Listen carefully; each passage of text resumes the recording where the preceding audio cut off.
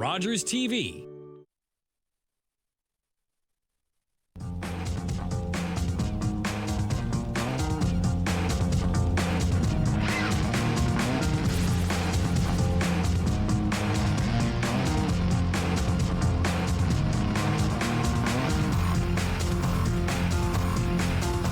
Well, good evening, everyone, and welcome to Tom Williams Park in Owen Sound as we get set for coverage of the Owen Sound Baysox against the Lisle Astros.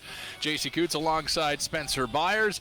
Spencer, nice to be back for another season of baseball, and we come back with the defending champs this season. And not just that, JC, we finally get a chance to come to the ballpark because, JC, we got rained out last Thursday. We almost got rained out today. I know it was raining out of Collingwood when the truck was making its way here from Barrie. I know it rained earlier today when I was at my Tim Hortons, my lovely day job, and watched the rain come down. I immediately texted Mark Perry, "Hey, Mark, is the game still a go?" And I got a yes.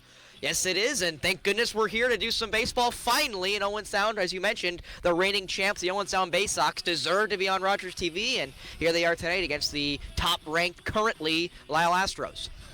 Not a lot of change over from last year's team for the Owen Sound Baysox. Most familiar faces back, including Ryan Bartley.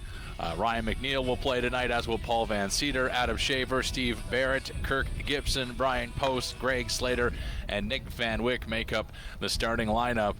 It'll be Trevor Smith, who's already on the mound and ready to go against the Lisle Astros, who, as you mentioned, Spencer, wear the Athletics colors, but the Astros name. It's a bit odd. Not something I'm too a fan of. Not sure I like the Sacramento colors and the Houston name. I'm not sure it's going to mix with my color palette.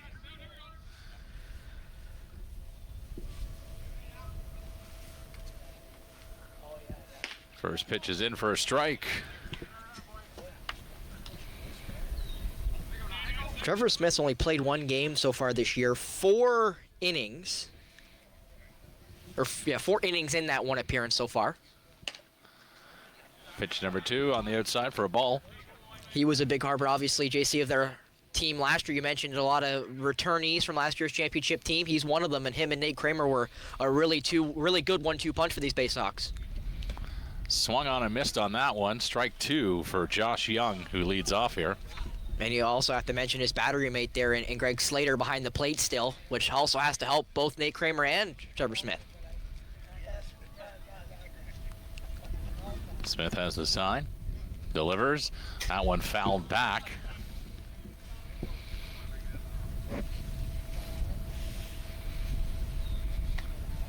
It'll be Liam Reynolds on deck for the Astros.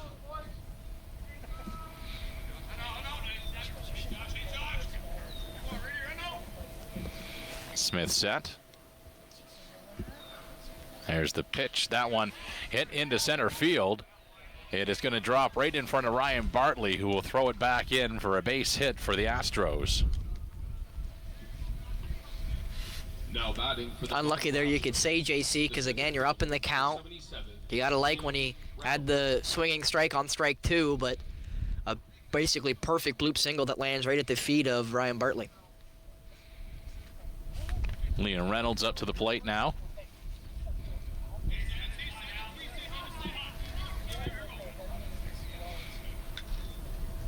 Smith looks for the pickoff move, throws that across to Brian Post at first base.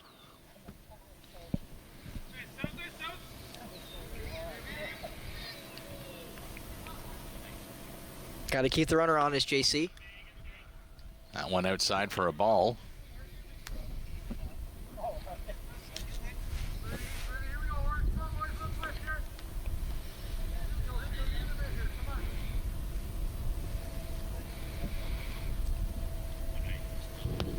Smith with the pitch. Just on the outside. Hitter's count now, definitely 2-0.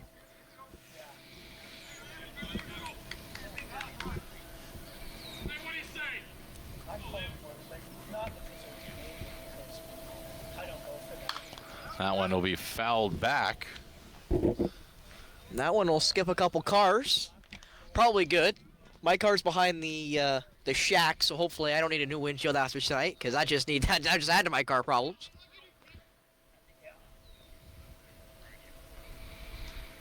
Count 2-1. Runner at first. Smith checks him, throws it over to first again. And once again, Josh Young beating the throw.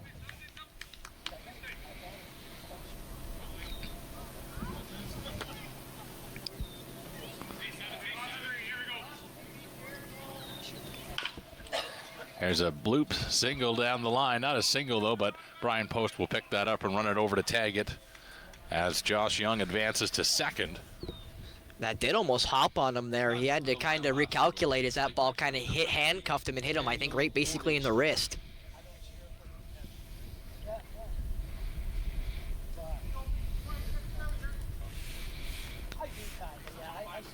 One down is the third batter in the order, and also number 3 on the back of his jersey, Dan Morningstar, comes up. Morningstar, the catcher, sees that one go across the plate for a strike.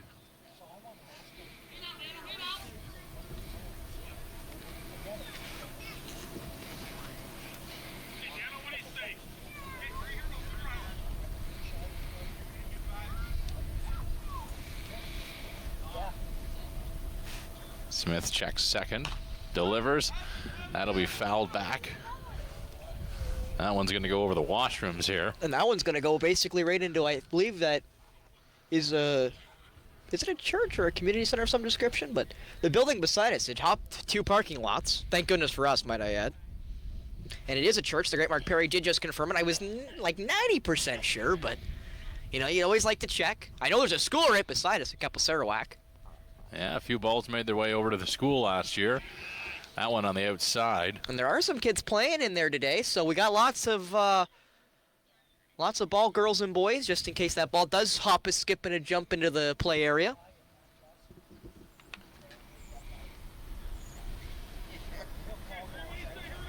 Smith checks the runner at second. Tension back to the plate as he delivers. That one fouled straight back into the backstop. We'll mention JC Morningstar in 4 appearances this year for the 3-1 Astros, has 4 hits, including a home run, hitting .308. So a guy with a little bit of pop in his bat, hoping to at least put something into a gap to score that lead runner and get themselves a early lead here. Young with a bit of a lead at second. Smith checks just to make sure. Focus back on Morningstar now. Delivers. That one fouled down the third baseline. That's 14 pitches thrown now for Trevor Smith, as Morningstar is keeping it alive in this at-bat. We'll also mention, JC, you got the brand new scoring card here, so you're taking real track here of what's going on tonight here at Tom Williams Field. Well, the first game that we did here, they gave us a radar gun, but haven't seen that one make a comeback. Maybe they weren't happy with the pitches and the speeds. They weren't sure about the velos. They had to get it recalibrated by the OPP, and they haven't had a chance to get it back. They've been using it down 6, trying to catch all us racing into Wyerton. And I say us because I live in Wyerton, so I'm not going to argue the 6 that way is definitely... It's a speedway some days. Yeah, definitely sometimes a racetrack, depending on what day it is. Swings and misses, strikeout for Smith. That one was pretty high there, JC. It had a little bit off of it, which is why it looked like Morningstar may have been kind of early on it in the end. But a great pitch there for Smith, and might get himself out of here with a runner stranded. Chris Allery. And we'll mention here, JC, Allery has 2 hits, both home runs. He's hitting 143.143 average, but both are homers. So obviously a lot of power, and again, he's got the short porch there in left field with the small monster. Smith is in outside for a ball.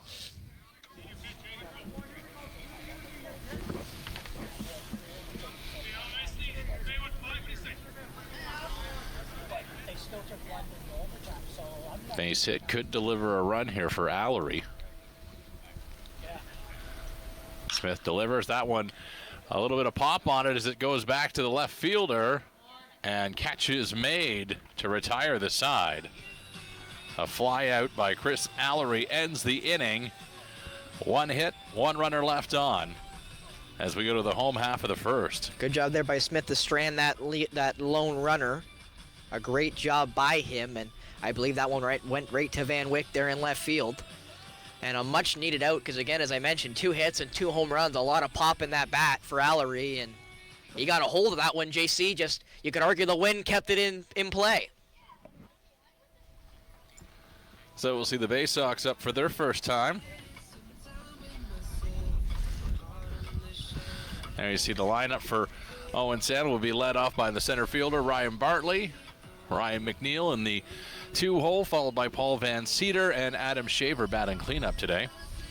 Yeah, you see Brian Post there, JC, in the 7-hole. He's not had a great start to the year, but we know the pop he has in his bat. He's led the league in home runs multiple times. You see Kirk Gibson just ahead of him there in the 6-hole. Another guy who's had kind of a slow start, but led the league in his first season in the NDBL in average and on base percentage. So 2 guys there in the back half of their lineup that are guys who could rake this season. So you kind of look at that lineup and you see Van Cedar, who had a great year last year, having a great start this year. McNeil's had a great start. Obviously, Ryan Bartley's been a great hitter in this league for quite some time. So it's almost hard to pick a bad bat, you could say, JC, in that Owen Sound lineup.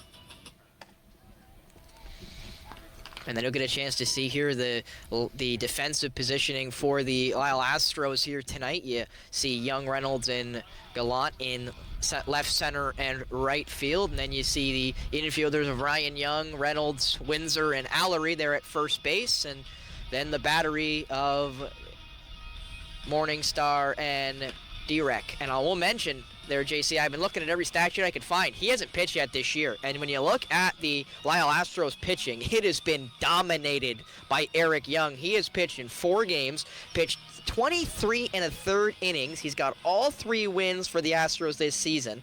And without doing a lot of math here, he's pitched easily 2/3 to 4/5 of their innings this year. So it'll be interesting to see how the Lisle Astros handle their innings here tonight, with a guy of Eric Jones not pitching tonight.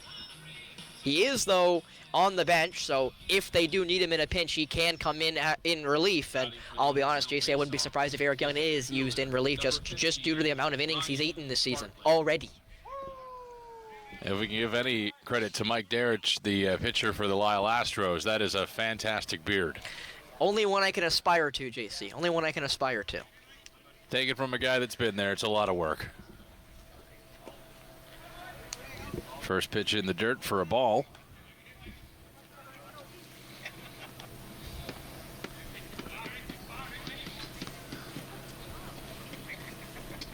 Derich on the outside. That's ball 2 and on Bartley.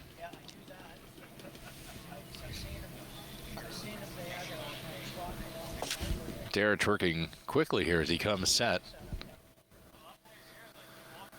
Pitch down low again. Having trouble locating the zone as now a 3-0 call against Ryan Bartley.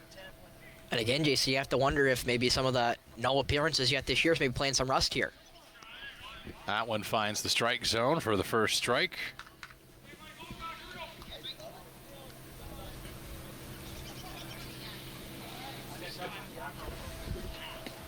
That one's outside, and Bartley also feinted bunt there, JC. Kind of surprised by that 3-1, but he'll take the walk as that one landed about a couple inches from his right shoe, as he has 3 walks on the year, make it 4 walks on the year for Ryan Bartley.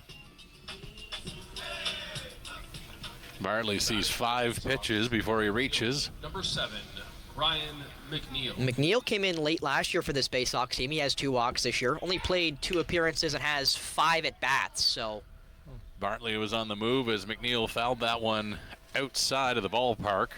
yeah. Unlike what's happened in today's MLB game, JC, with the trend of leadoff hitters not being maybe your fastest players or your most athletic guys to try to steal bags, I would say in the NDBL it's the complete opposite. Your first couple guys are always, leadoff type speed guys that can steal bags. Ryan Bartley is one of those guys, and he is quick. I'd say Kirk Gibson's another one.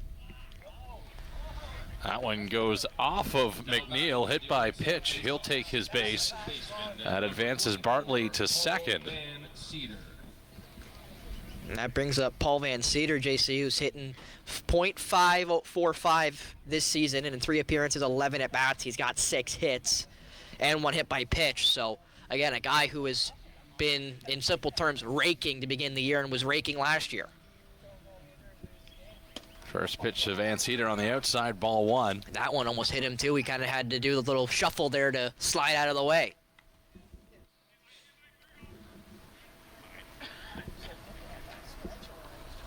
Maybe Derrick just doesn't quite have the pacing down yet as he sends that one into the dirt for ball 2. And now the catcher's going to head out to have a chat with him. And the whole infield may converge here as Morningstar will go approach his pitcher. And again, not the start you're looking for, obviously, if you're the Lisle Astros. 3-1 to begin the year.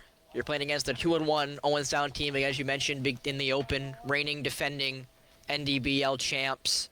And you don't want to get 2 guys on with Paul Van Cedar at bat, and then next up behind him there, an Adam Shaver, who's also hitting pretty well right now, and only 9 at bats. He's also got 3 hits, so well into the 300s there for his average. Actually, 4.44 to be exact. Derrick again, low. That'll be ball 3, a 3-0 count now for Van Cedar.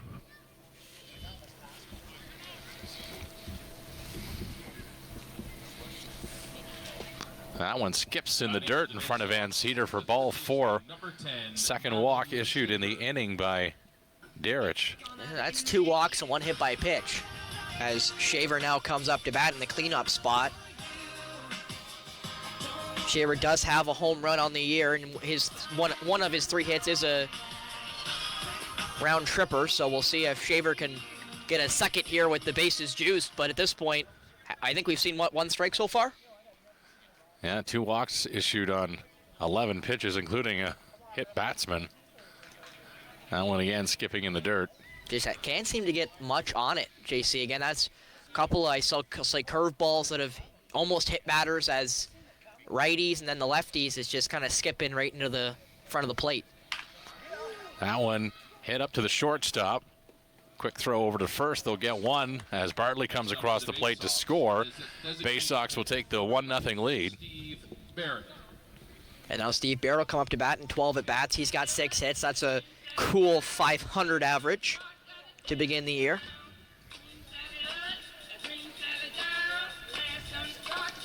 One of the new guys to us, at least for the Baysox, was not on last year's team from my recollection. And again, it's had a pretty hot start to begin the year for Owenstown. Quite a few guys have had hot starts. Derrick set, delivers again. That one down low for ball 1 to Barrett. Again, in fairness though, JC, a walk is not a bad thing in this situation. You load the bases, but you get an easy double play ball. Chance, at least. That one fouled down the third base line by Barrett.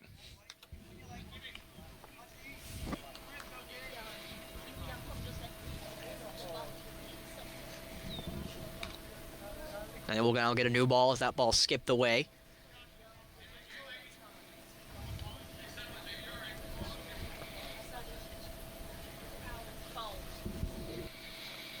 That one, solid contact made as it hits right to the center fielder. That one caught. Everyone will have to tag up. Baysox will score another run, though. That they will, as Van Cedar was going to go, and then an absolute gun there from Liam Reynolds in center field made Van Cedar say, oh, nope, halfway, and come on back to second base. So with Kurt Gibson off the bat with 2 outs, JC, up 2-0 for the Baysox. Van Cedar's there at second base, which, again, Kurt can easily get a double here and score him. Kurt Gibson, a part of the University of Toronto Varsity Blues hardball team, won an OUA championship this year with the University of Toronto.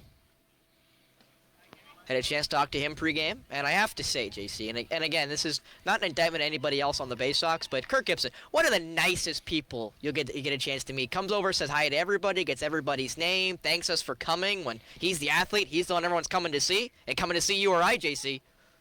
At least yet. I'm not sure they ever will be, Spencer. Oh, that's kind of my thought exactly, but just in case.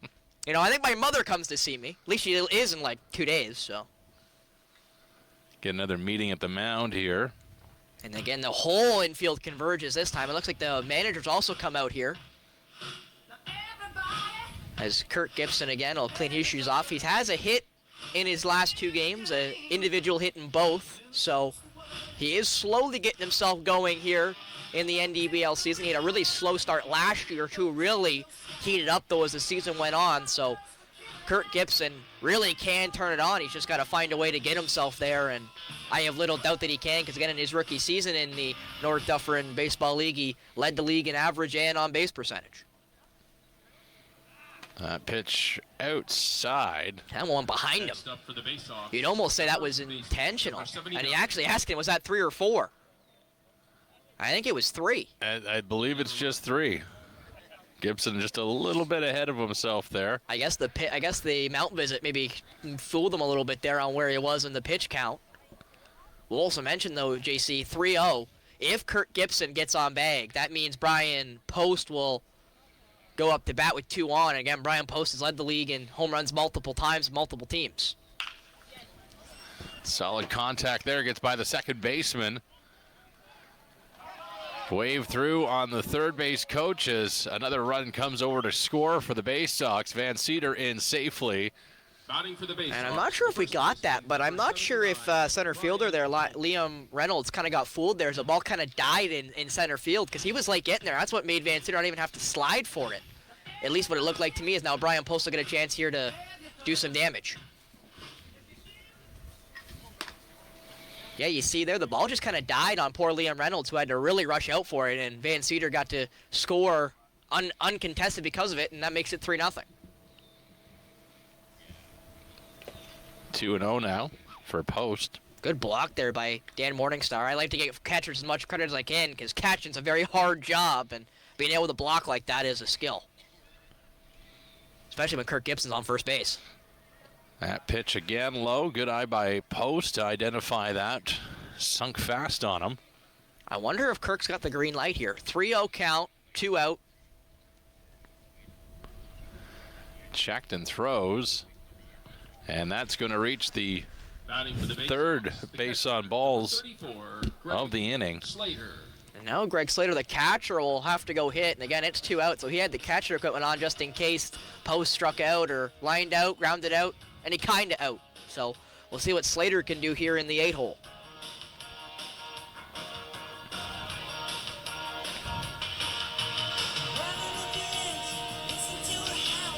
I'll also mention Greg Slater's only appeared in 1 game so far this year, only had 3 at-bats in that game.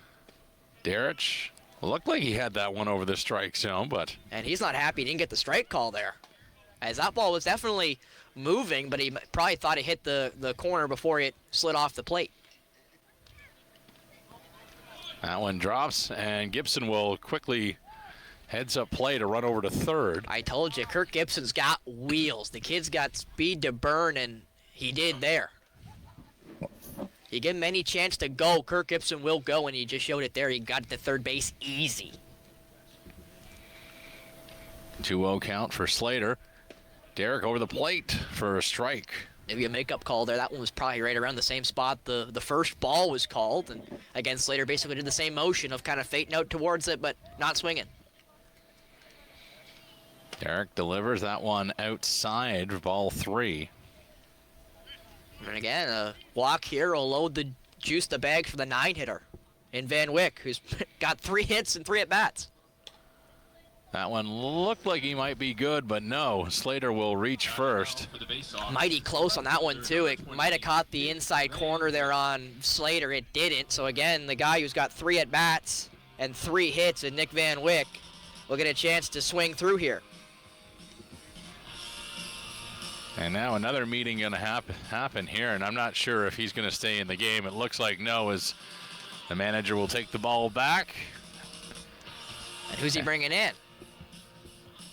It looks to be Ethan Kennedy Musterman. Musterman has pitched this season 1 1/3 innings for the Lisle Astros, or pardon me, 2 2/3 innings in 1 appearance so far this year for Kennedy Musterman. Allowed 4 walks, 2 Ks. He got credit for a loss, the only loss on the Lisle Astros season. But one observation, just quick here, JC, he looks pretty tall. So that also may change things here for Van Wyck and the Baysox here. Is just a different arm angle, a different tunnel for all the hitters. And he has a very low delivery, too, when you see him there in the little warm-up. Is he really does compact himself. So again, that could be really weird for some of these hitters to kind of get themselves seeing him how tall he is and then watch him kind of contract on himself, if you will. Well, the numbers on Mike Derrick look like 27 pitches thrown. 1, 2, 3, 4 walks in that first initial inning as he got almost through the entire Baysox order. 1 hit by pitch, or you include those in walks? 1 hit by pitch as well. And then Kirk Gibson got, I think, technically the lone hit. That was it. A single, 1 single to his name, but unable to. And then is it sack ground out for the original RBI? I think it was Shaver. Sack fly by Barrett as well. And that was pretty much all she wrote on the book for Derrick, who had some trouble locating the strike zone. And I won't try to make this an omen, but Kennedy Musterman also seemingly having a little trouble there finding the strike zone in his warm-up pitches that he is allotted. But we'll see how this goes as the green shirts disperse, and a chance here for Van Wyck to dig in. Again, 3 at-bats. He has 2 hits and a walk, which is why his average is 1,000. Can't do better than that. I'm surprised the at-bat, though, counts with the walk. That's what kind of surprises me on the NDBL stat page, but I don't run it, and I don't want to, so I'll give him the credit. Kennedy Musterman looks in. Van Wyck, first pitch, outside for a ball. That one just about got by the catcher. Had to be careful on that one not to give any opportunity to come in from third. And again, that's Kirk Gibson, who is maybe the scariest runner right now, maybe other than Ryan Bartley on the Baysox.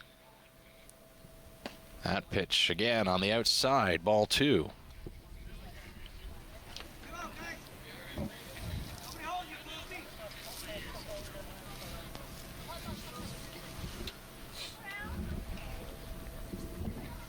Bases loaded. Ground ball could end the inning here as that pitch again just below the strike zone. And now it's a 3-0 count.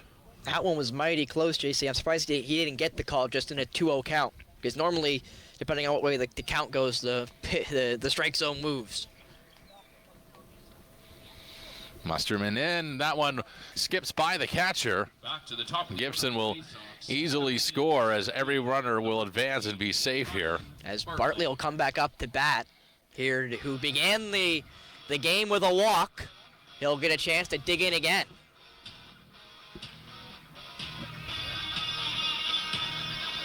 That is the 5th walk issued in the inning. Go ahead, JC. I was just going to say it's more than 50% of the lineup reaches on walks. And Bartley led the parade, and he has 4 walks now on the year, leading the team. So again, the guy with the most disciplines off the bat. Kennedy Musterman delivers that one just below the knees of Bartley for a ball. Morningstar really trying to frame that one. Then he asked the umpire, where was it? And I think he did technically call it outside, but good try there by Morningstar.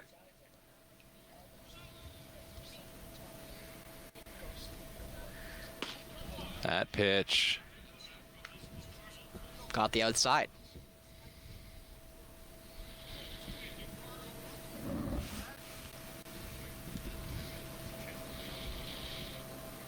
Kennedy Musterman delivers just outside of the strike zone for a 2-1 count. Look, technically inside there is a very athletic catch there by Dan Morningstar to almost do the splits there to catch that one right around the knees of Ryan Bartley.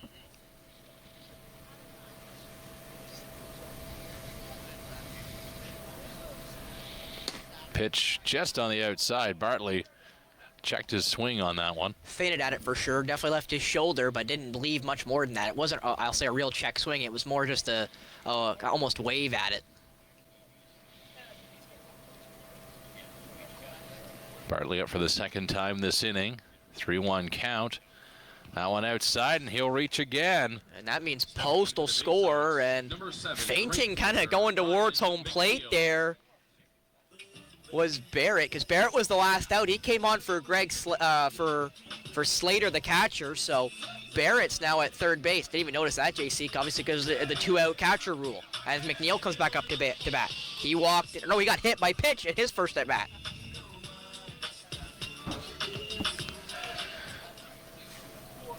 Astros just having trouble getting that last out. So that one is on the outside again. Ball 1. And again, JC, at this point, the longer this inning continues, the Astros are just trying to find any way to get out of it. Line out, ground out, strike out, any out. Just end the inning and be able to reset. Pitch again outside of the strike zone, ball 2. And you also have to honestly think, JC, for Trevor Smith, he's been sitting there for quite a while, and it's starting to really cool down here in Owen Sound with the cloud, with the overcast rolling over. So, Trevor Smith's got to keep himself somewhat warm here, as this inning could end now or could end in 10 minutes.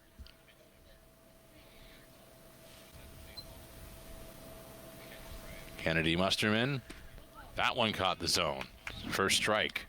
Little high there for the McNeil strike zone. He really does compact himself up top with how tall he is.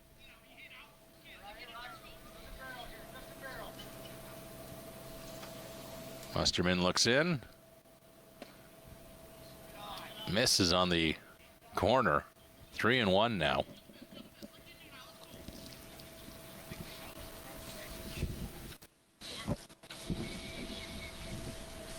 Baysox really running away with things here in the bottom of the first.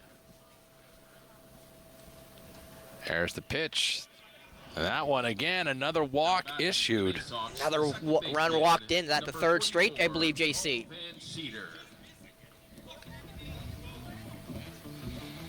And I think Lisle barking there at the umpire a little bit, because he's looking towards the bench there as they bark.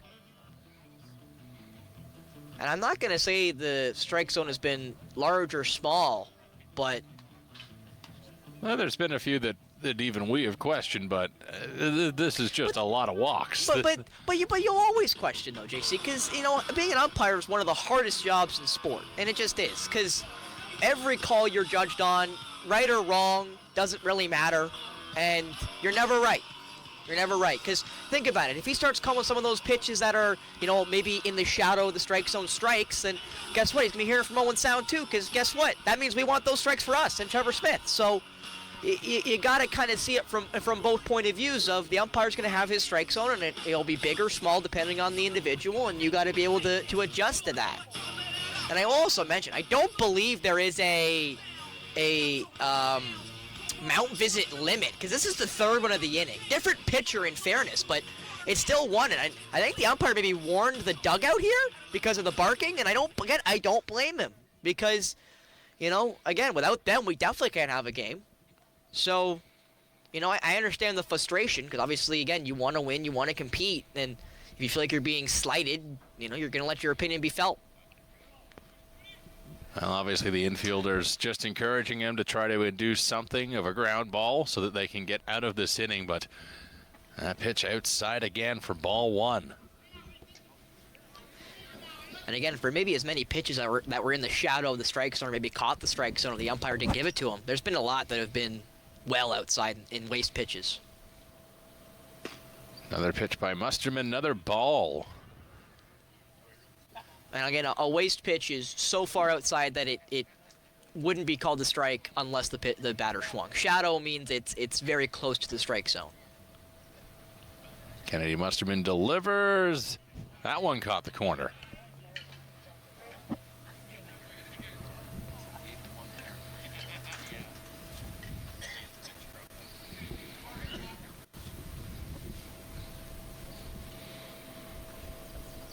And Cedar at the plate. Sees that one go for a strike. Kind of feinted at it too, JC, and again, maybe that one was a little inside, but the umpire gave it to Kennedy Musterman. One strike away from getting out of the inning for the Astros. That one fouled back. As it will skip on the road and into the fence. Couple of kids in the crowd here taking off after the free ball. I think they're just trying to stay warmer and after that one. Not quite into summer temperatures in Owen Sound yet. That one in for a strike, and that will do it. Lisle finally get out of the inning, and that's their first strikeout, and Paul Van Cedar knew it. He cussed himself out as he walked towards the dugout. But finally, as you mentioned, JC, out of the inning there for the Astros, who will now get a chance to bat again. But as you see there on your screen, 1 hit to the Baysox and 6 runs, showing you the bases on balls and the hit by pitch included in that. Really gave the Baysox some leeway here as Trevor Smith will come back out to pitch. Yeah, you don't often see 6 runs on only 1 hit, but we did end up seeing, and let me tally it up here, 1, 2, 3, 4, 5, 6 walks and 1 hit batsman in that inning.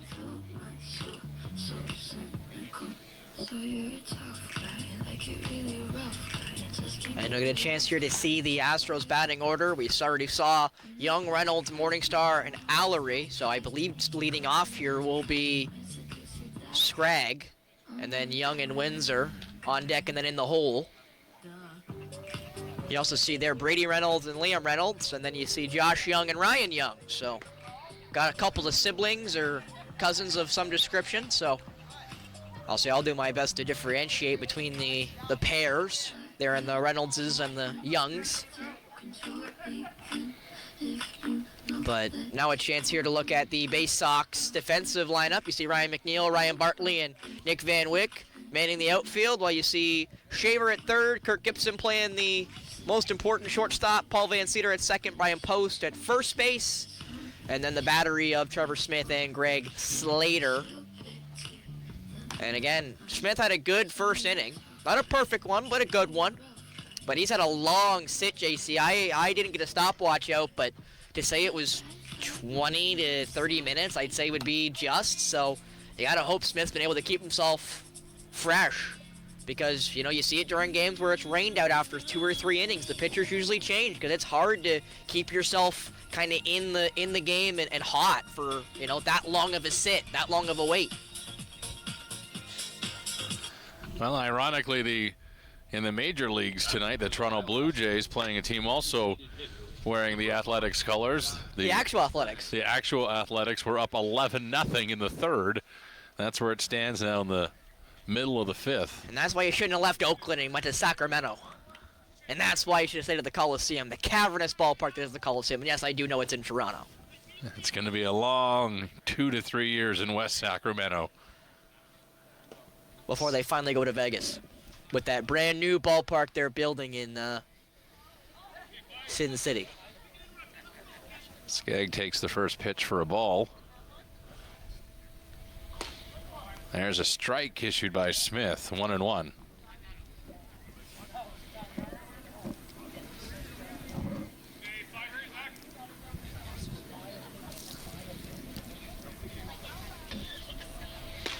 Swung on and missed. Strike 2.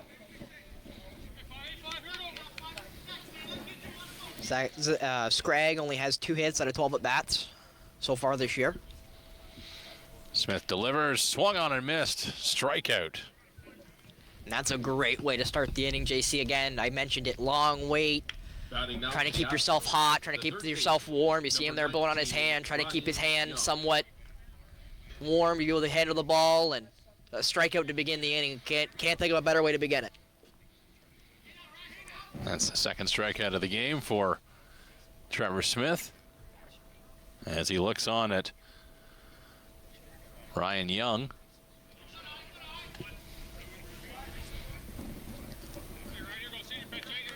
Ryan Young only has 1 hit on 9 at-bats so far this year for Lisle. That one fouled back by Young, the third baseman.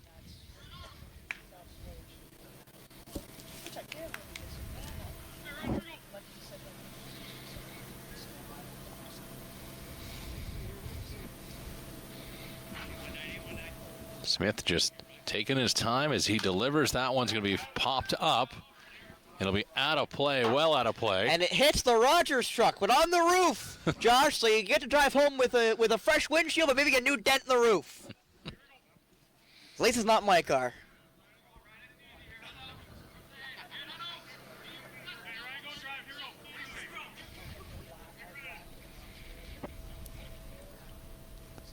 Smith delivers. That one, that'll be hit up the first baseline. Quickly on it, back to Smith, who runs across and gets the out. Always got to be careful on that if you're the pitcher, as Smith looked like he tumbled a little bit there, but he seems to be all right. That is true. He was racing to that bag, and his throw was a little behind him, a little high. He's lucky Trevor Smith is so long. He was able to catch it in stride just about and get to first base. But a great job there by Smith to get his second out. And if you're the Astros, JC, this couldn't have gone worse. You had a really long first inning playing defense. You finally get back to bat, and 2 outs with 2 batters faced. Not exactly what you're hoping for. You're hoping for a little bit more offense. Kyle Windsor at the plate. Sees the first pitch down low for ball 1. And again, that's almost offense at this point by necessity, because again, a 6-0 hole early is not insurmountable, but you got to find a way to get offense quick. Windsor, the shortstop. Here's the pitch. That one in for a strike as Smith found the corner. And again, I love something about Nate Kramer and Trevor Smith. You mentioned he's kind of slowing tempo down. He's staying on the mound. He's not giving these batters any time. He's catching the ball, breathing in and out once, and he's getting ready to go. That one outside. There's no walking on the mound. There's no walking around waiting, 10, 15, 20 seconds between pitches. He's got a pretty good rhythm.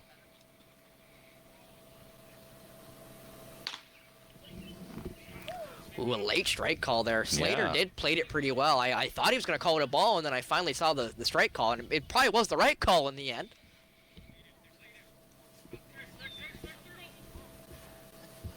Smith looking for a strike to end the inning. Won't get it there. That ball was definitely outside, and Slater just couldn't nab it. But again, 2-2 count here.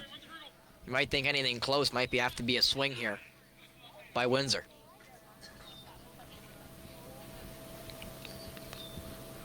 Smith set. That one in for a strike, and he struck him out. 3rd strikeout of the game for Trevor Smith to head to the home half of the 2nd. And those hot bats will get a chance to start back off again. It's Adam Shaver to lead off the top of the bottom of the 2nd, pardon me, with Barrett in the on deck and Kurt Gibson in the hole. So again, it doesn't get any easier tonight for the Lisle Astros going into the bottom of the 2nd.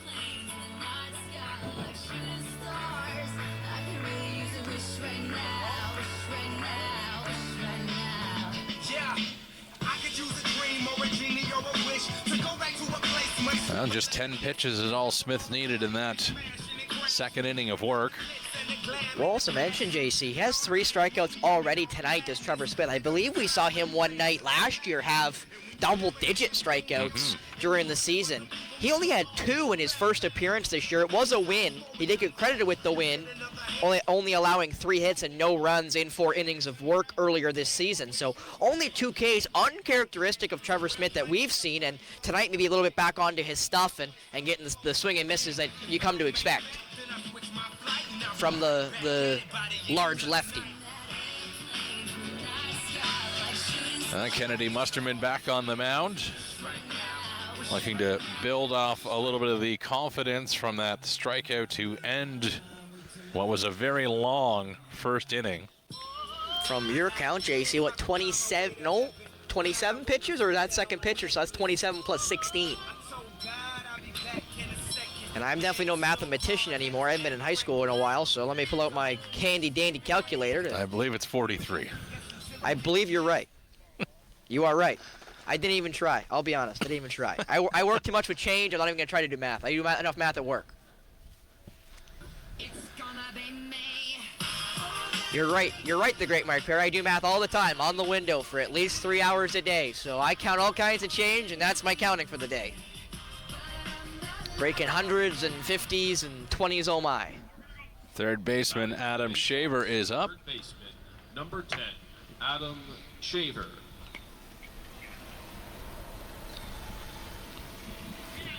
If you're just joining us, Baysox had a bat around 1st inning and then some. Well, more like walk around for first lineup, but you'd be right. And I believe, did Shaver walk his first at bat, or was he the one who sacked and got the first RBI of the game? He was a ground out to the first baseman. So he was the sack technically. They got the first RBI of the game.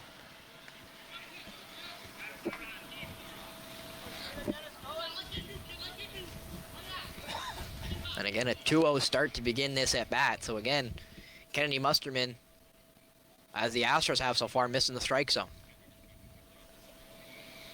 There's the pitch. That one right up the first baseline. Not unlike his first at bat as Shaver is retired. Allery made that one look pretty easy. Steve Barrett.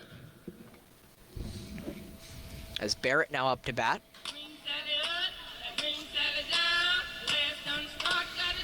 Well, that one's going to build a little bit of confidence again for Kennedy Musterman, who took over a jam and took him a while to get out of it.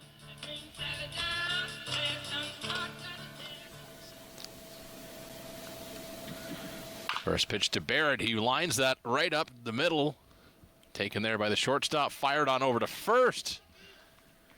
He does get him. Batting for the Baysox, the shortstop, number 24. Kind of a late hop there on him. I thought it might slow him down a little bit, but he was able to get Barrett regardless. As with 2 outs here, a lot better inning for the Astros as of yet. Kirk Gibson now up to the dish, and Gibson walked and was able to take a bag from second to third. Didn't matter, he ended up walking home anyway. First pitch outside to Gibson.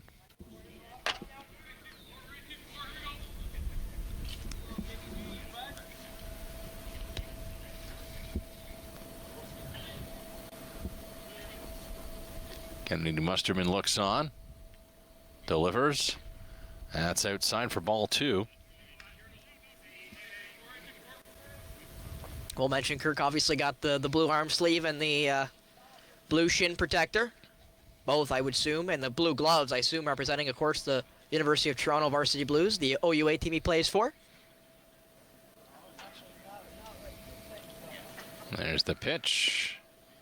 That one outside. Ball 3 now for Gibson.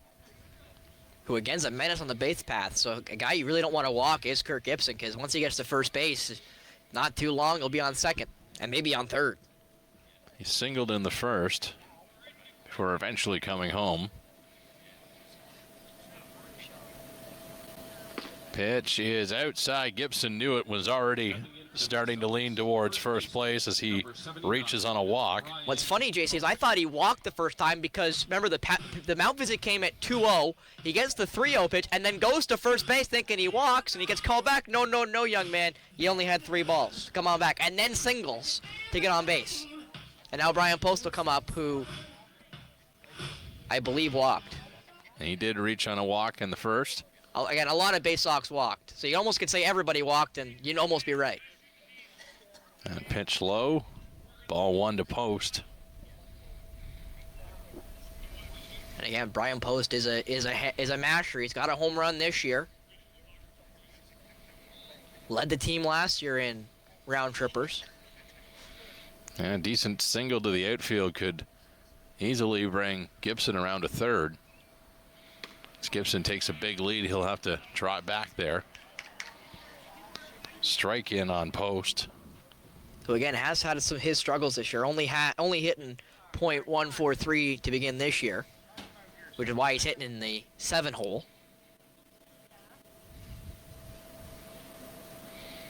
There's the pitch. That one cranked by Post to the shortstop. Eyes over at first, and that throw will be there in time to get Post. And you got to be honest, that's kind of lucky there by the Astros, and that's, I believe, Ryan Young there at short, because I think he looked at second base and saw Kirk Gibson about 1 step from it, went, oh, never mind, and looked at Brian Post at first base and got him. But again, just showing the wheels that Kirk Gibson's got at short as well as in the field. Baysox retired on the 6-3 out. Trevor Smith, you see him there heading back to the mound. A lot quicker second inning than first, JC. as we get ready here for the top of the third inning. Well, that's just good news for the Astros, and they know they've got things settled down now, starting to find the rhythm. That they do, and they're almost at the end of their order. They will be finally back at the beginning of their order during this inning, as Brady Reynolds, the 8 hitter, will start. Then Brett Gallant will go 9, and then Josh Young, the leadoff hitter, will come up to bat, who's in the hole right now. So the Astros will get a chance here to see if they can get some offense rolling here against Trevor Smith, who has 3 strikeouts tonight, had 2 in the previous inning. JC, and you could argue has been dealing here tonight against the Astros.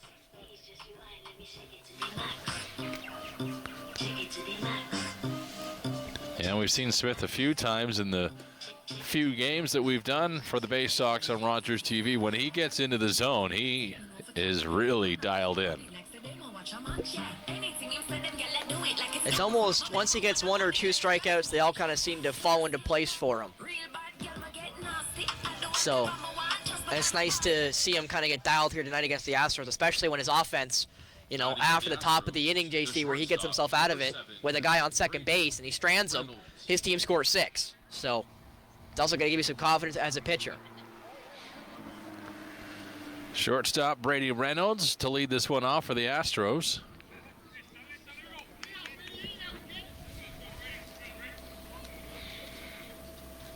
Smith looks, delivers, got him for a strike to start the at-bat. Reynolds, the third baseman. Again, pretty tall guy, but a very hunched batting stance. Kind of shrinks the strike zone.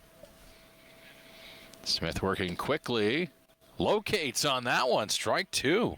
Again, Nate Kramer does the same thing. Never leaves the mount, almost always on the rubber. He accelerates batters, and that's not a good thing for the batter. Another pitch by Smith. That one outside for a ball. And I think he wanted that one here, so he'll take a little bit of a longer pause.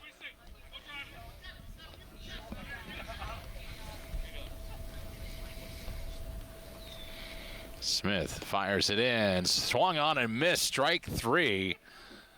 That's the 4th of the day, JC. And again, he only had 2 in his first appearance, so he's now doubled up his season total of strikeouts already, and we're not even through, we're just through 7 batters. 7 outs, I should say. As the 9 hitter there in Brett Gallant will get a chance to dig in. Gallant, the left fielder for the Astros. First pitch in, strike. Got him.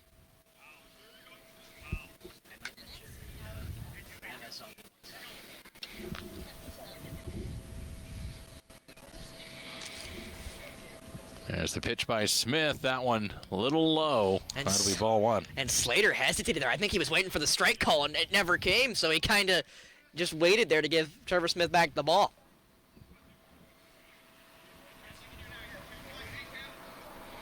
One and 1 count. That one hit hard down the left field line, and that one is foul. And that went into the forest, so time to go bring out the flashlights and go looking.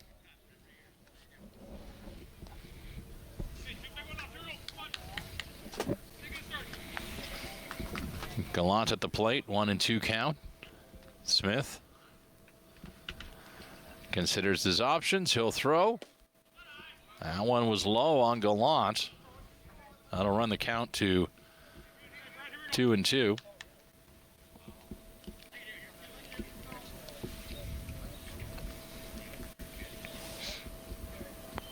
Smith with the pitch.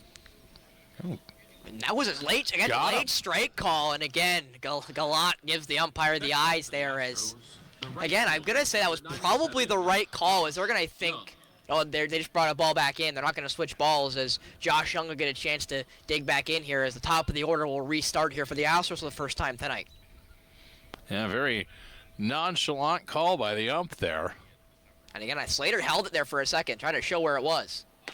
First pitch in for a strike as Smith continues to deal. That's his 5th strikeout of that previous at bat on Gallant. So 5 strikeouts out of 9 batters. Now his 10th. Smith throws that one. That one hits down the left field line. Again, that one is a foul ball. Going towards Gord Chapman's backyard. I hope one of the Baysox gives him a souvenir this year. Again, shout out to Gord Chapman, Rogers' commentary counterpart. Pitch is in for a strike. And that's a sixth one. Dealing is Trevor Smith. 6 Ks in 10 batters. And again, only had 2 and 4 innings of work earlier this year in a win. Trevor Smith is dealing, and you gotta love that for the Baysox. You have a great first inning, you score all those runs on walks and a couple of and a hit, as you see there on your screen.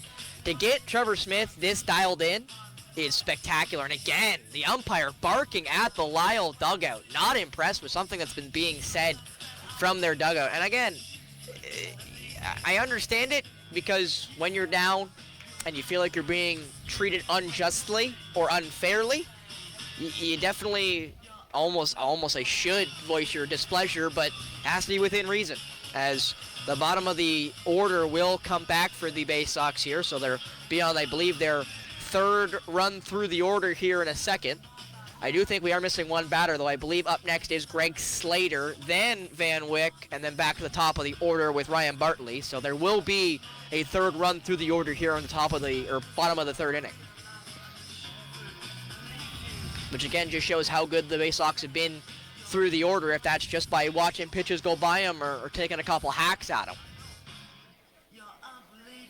And again, Kenny Musterman is back in for the Lisle Astros.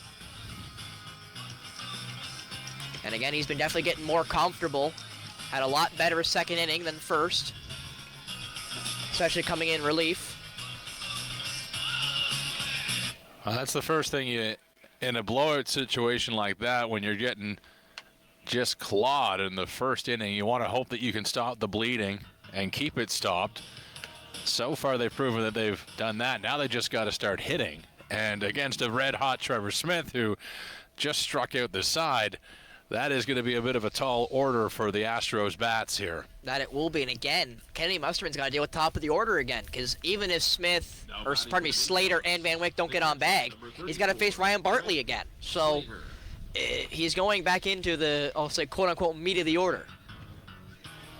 So if he can get these two outs here, you know, you got to think that the Lisle Astros will be very happy with that, because again, it means they won't have to face McNeil and Van Cedar, and the list goes on. Slater reached on a walk. Sees that in for a strike. Reached on a walk and eventually scored in the first inning.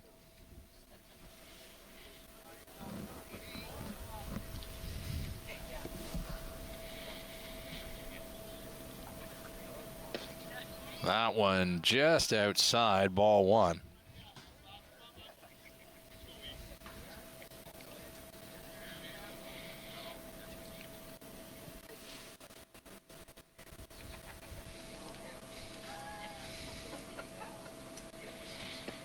That one down low for ball two. And again, that's all been basically the same location, JC. Kind of outside corner on a righty. Got the first one for a strike, and the last two were balls. That was the 27th pitch by Kennedy Musterman, which equals the number that we saw from the game starter, Mike Derich. And again, basically same spot, JC. All, I'll say, off speeds that have all kind of tailored their way to the lefty side of the box.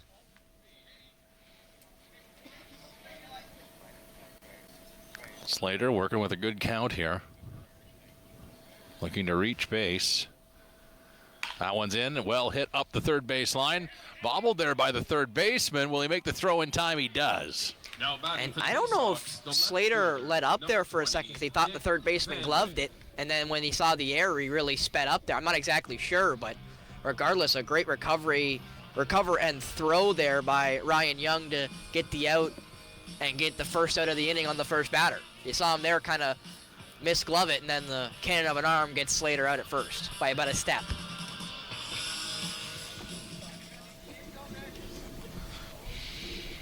Kennedy Musterman delivers. That one looked like it might have been good, but was just on the outside.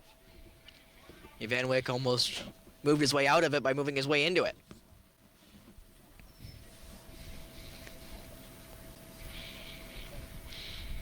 1-0 count to Van Wyck.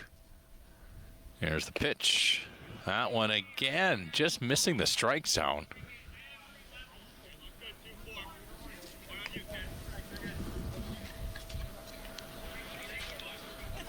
Looks like Van Wyck's got a sign there from head coach Don Bartley, so we'll see what Van Wyck does here. 2-0 count with one down for the Baysox. That one up high, ball 3.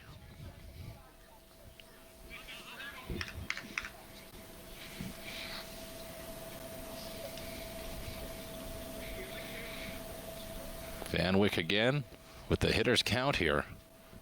See if you can see something in the strike zone. Not that time. He'll head down to first with a walk. And I'm not sure if you saw that there, JC, but Van Wyck put that bat on his shoulder. He had no intent of swinging that bat on a 3-0 count, and I don't blame him. As now Ryan Bartley will come back up to bat.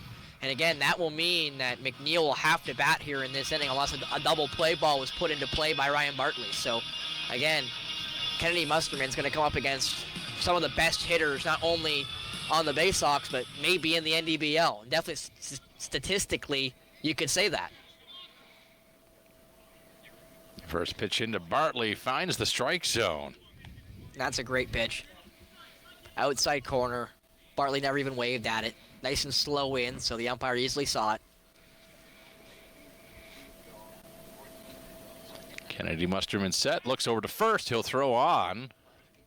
Trotting back was Van Wyck in time. Yeah, small target, so when you do pitch, you got to be careful where you throw the ball, because if you throw it a little high on the first baseman, Van Wyck's back at the bag easy. Not exactly a big lead for Van Wyck over at first. That is also true. Bartley skies that one. That's going to be out of play. I think the wind took that one back, too, because it landed basically right on the on-deck circle, right by McNeil. And I will mention quickly, JC, if you're also watching the Western Conference Finals, I don't blame you. Edmonton up 3-1 after 1, and Jake Ottinger pulled after 2 goals on 2 shots. So Ottinger with a whole goose egg in the Western Conference Finals Game 5, down 3-1. So Casey DeSmith will take Dallas from here on out. Bartley hammers that one out to center fielder. Under it, and catch is made. As Bartley is retired, Van Wyck heads back to first. Ryan McNeil. I know Ryan McNeil will come back up to bat. And I'll get a chance to see here. Bartley really got under this one, but again, it just easily tracked by the center fielder, and who kind of backed himself onto the warning track and was able to nab it there as 2 outs with Ryan McNeil up to bat. And again, another good inning by the Lisle Astros. Really needed this one too, to make sure they slow things down. That one well outside for McNeil.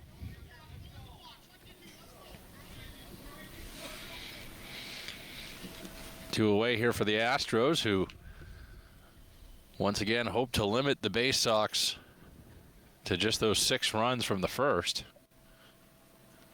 That pitch swung on and missed. Strike 1 for McNeil.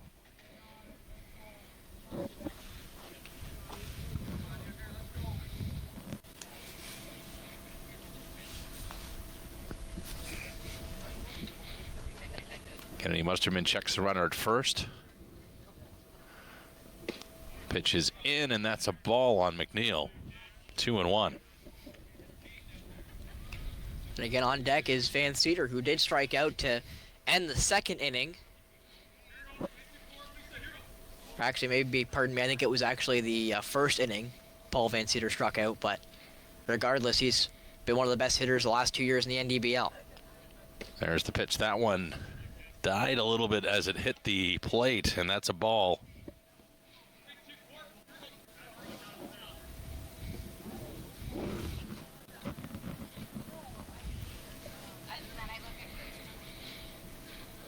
Baysox with a runner at first. Pitch delivered, and that one fouled back out the end of the bat.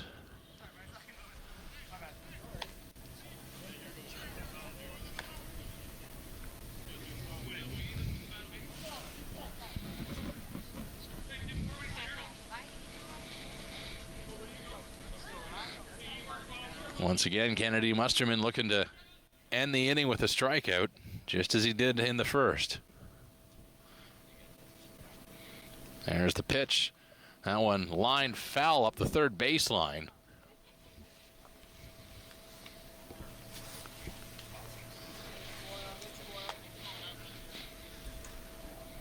McNeil staying alive in this at-bat.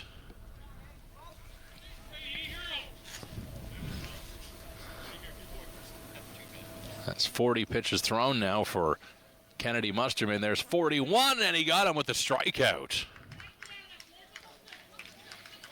And McNeil asked a question there to the umpire, and I'm not sure what that would have been, but that is a strikeout, as you mentioned it, and the Astros get out of the inning. And again, since that first inning where control was a massive problem, they've cleaned it up a lot and have gotten themselves, you'd almost argue, back in the game, but they got to be able to put some runs on the board. And as you mentioned it, JC, earlier, Trevor Smith's dealing 6 Ks out of 10 batters he's faced, and I'm not sure he's going to let up. Well, we head to the top of the fourth with the center fielder Liam Reynolds due up first. They'll be followed by the first baseman Dan Morningstar. Make that the catcher Dan Morningstar, then the first baseman Chris Owlery.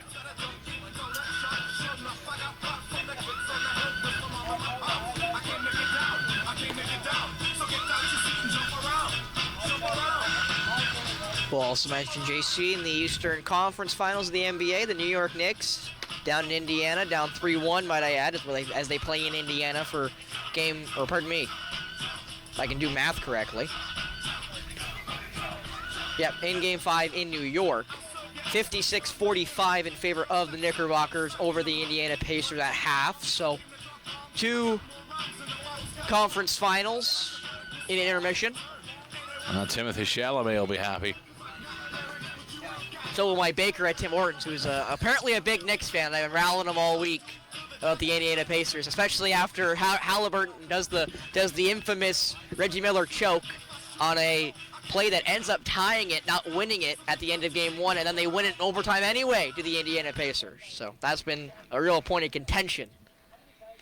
Stepping in for the Astros, number 77, the center fielder, As Liam Reynolds will get a chance to dig in for the second time tonight.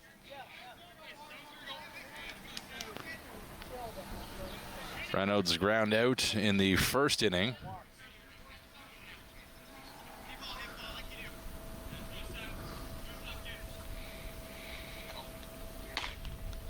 Swings at the first pitch, misses on for a strike. And it looked like a pretty close swing from my angle, but he swung right through that one. And again, that was with some vigor. It just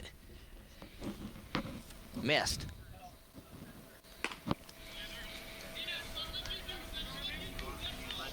Smith really had to establish, I'll say, the outside to a lefty there.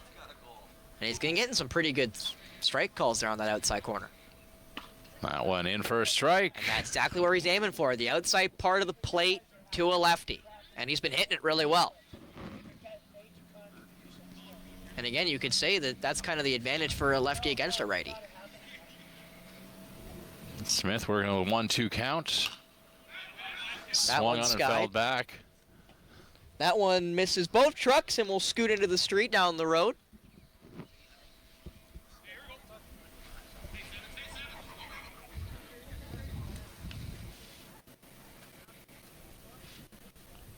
Smith looking for his 7th strikeout. Won't get it there as that one is low for a ball.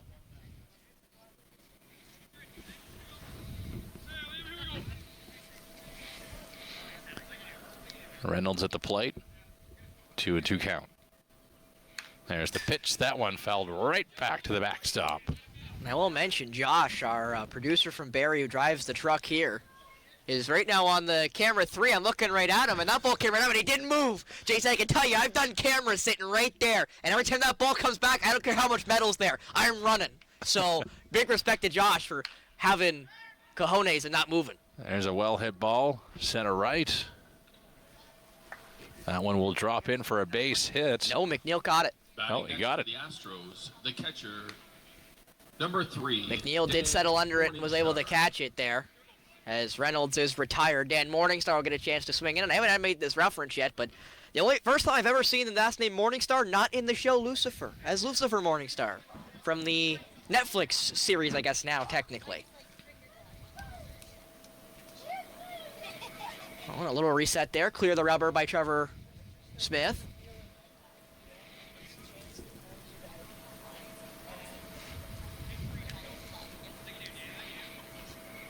There's the pitch. That one outside.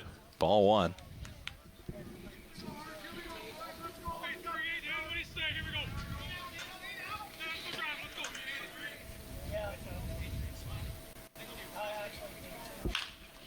That one hit well into left field.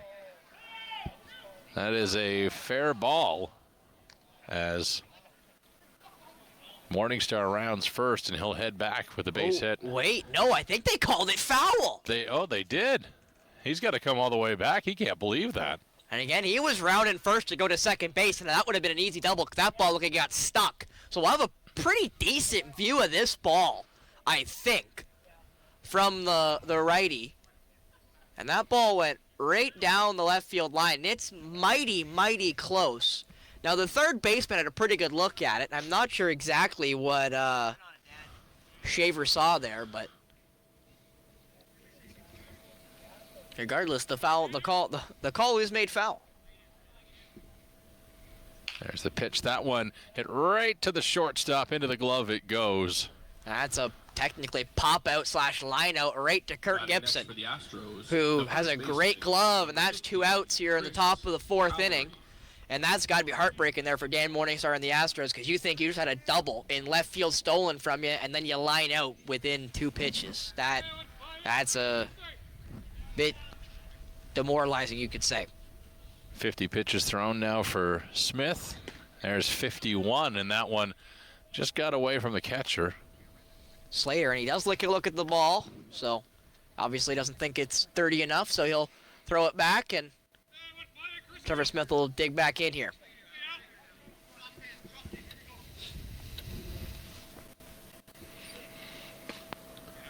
Chris Allery watches that one go by for ball 2. Hourly flew out to the left fielder in his first at-bat. That one in for a strike now, 2-1. And again, he's the guy on the team with the most pop. He has 2 hits and 2 homers so far this year. So when he makes contact, he makes heavy contact. He also saw it. He had a deep left field drive that was a pop-out, but it was mighty close. That little monster there in left field it's a swinging strike. Does again get away from Slater, but regardless, it makes it a 1-2 count with a chance to get out of this inning. But if Slater drops strike 3, Allery has a chance to run. Smith looking for his 7th strikeout of the game. He delivers. That one swung on and missed. Strike 3. There's number 7 to end the inning. That's his first of the inning, correct, JC? That is. So a much-needed strikeout there for Trevor Smith to get out. And then going down to the bottom of the 4th, 6-0 still in favor of Owen Sound. And still with only 1 hit for the Astros, as again that double got taken from Dan Morningstar, and it becomes a line out to shortstop Kirk Gibson. And I will also mention, JC, here in the middle of the 4th, going into the bottom with the Baysox next up to bat, the MSL North Stars will get a chance to play on Saturday, their 2nd home game of the season. The 2nd game we'll get a chance to show here on Rogers TV with myself and MSL GM Steve McCarthy. So do stay tuned for that here on Rogers TV, as more local sporting coverage will continue with Mark Perry and the spectacular Grey County Rogers crew, if I don't say so myself. Junior B North Stars also in action in Durham on Saturday evening as well. This will be a special game as they'll be remembering their coach, Matt Eckert, who passed away tragically last Friday in a car crash outside of London, along with 4 students from Walkerton District Community School. Any fans planning to attend the game on Saturday are being asked, number 1, to arrive early. They are expecting a big crowd as they'll be paying tribute to Coach Eckert that night, and also to wear orange.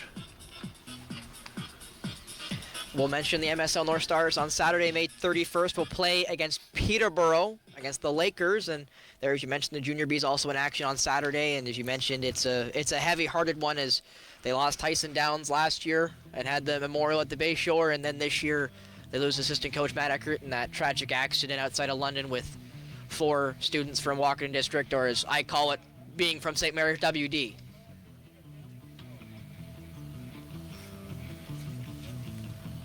And that was a softball tournament they were coming back from, might I add. Multiple multi-sport athletes. I know Danica Baker was I believe, volleyball player for the Ballistics. And then there was a gymnast of the group. There was a couple others.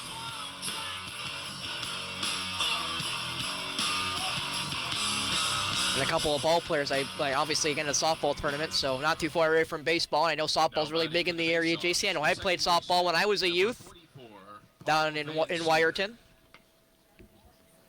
As Van Cedar will step in. Van Cedar in his second plate appearance. Cranks that one. First pitch over the shortstop's glove. That's a base hit for Van Cedar. And again, only the second hit of the day for the Baysox. Now batting for the Baysox, the third baseman, number 10, Adam Shaver. You see there, that one lined, and it does beat the shortstop there. I'm not sure if he had a play at it, because it might have been in his reach if he was able to get over just quick enough, but the ball ended up just beating him to the spot there in the hole between himself and second base, as now Shaver will get a chance to step in.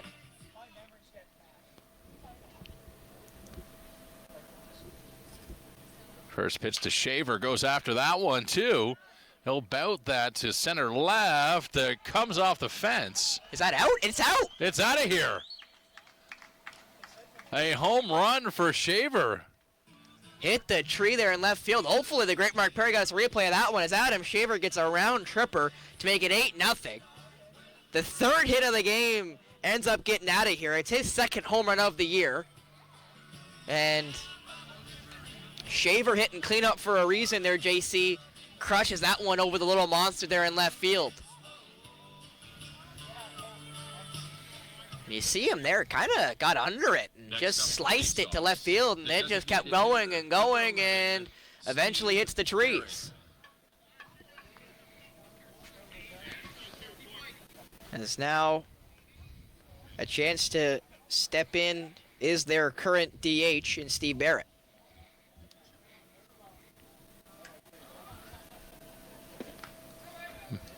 Barrett sees that one go by for a ball. And again, Kennedy Musterman's had a pretty good second and third inning previous, so kind of shocking to see him give up a hit and then a homer in the first 2 batters at the bottom of the fourth. Sac fly for Barrett in his first at-bat in the first inning as he watches that one go high for ball 2.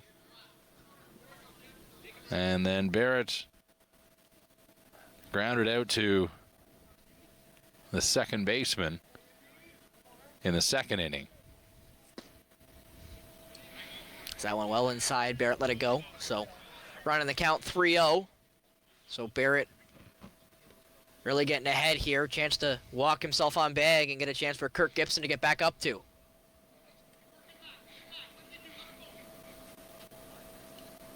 Eight 0 Baysox lead as Kennedy Musterman delivers, and that one Barrett knew right away that was going to be a ball, and he'll trot off to first with the walk. Gibson. And now Gibson up to bat. Brian Post on deck, and again, Brian Post has led the league in homers multiple times for multiple teams, so a guy who's already got one this year as well. Has struggled to begin the year average-wise, but has that pop in his bat there on deck. But again, Kirk Gibson's reached, I believe, both times he's made an appearance at the plate.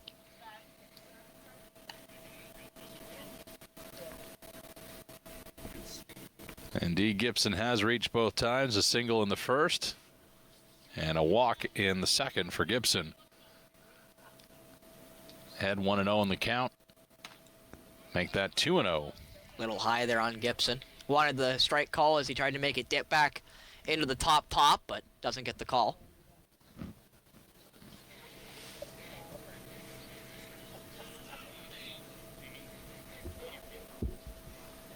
One on, no out here for the Baysox in the home half of the fourth. As Kennedy Musterman Stares him down, throws that one high for Gibson. And Gibson gets the strike one call. Surprised there, and I think Gibson's asking where that one was, because that one looked about at his ears, it felt like, but it does get the strike call. This Kennedy Musterman needed that one too, because down 3-0 to Gibson is almost a guaranteed walk. There's the pitch. That one cranked by Gibson to left, That's and out. that is gone. And I can't state it enough. Kirk Gibson had one hit coming into today, had one walk coming into today. And he's had reached bag every time. He's now got a 2 RBI homer, his first of the season. And again, Kirk Gibson's a guy who had a slow start last year, heated up as the year went on for the championship Baysox. And again, slow start for the first 3 games for Kirk Gibson. Tonight is having a breakout game, and it's more of what you can expect from the star shortstop and the OUA champ in Kirk Gibson for the University of Toronto Varsity Blues. That's just power right there. And he got a hold of it. It was top again. He was waiting for that high pitch again, and this time he made no mistake. Post. He gets a good one on that one. That'll drop into center. And that's going to be an easy single there for Brian Post. That one landed almost in the gap for maybe 2, but the center fielder ends up getting in the way of that one. So a really good job here by the Baysox to making better contact, because again, they came into this inning with only 1 hit. Now they've had at least 4. Greg Slater. As Greg Slater comes up the bat now, and JC, correct me, do they have any outs yet? Is it just 1 or none? Still no out, Spencer. Still no outs as Greg Slater comes up the bat. So you gotta wonder how much more of a leash Kennedy Musterman's got with the 2 homers to let up 4 runs. And again, the top of the order almost here.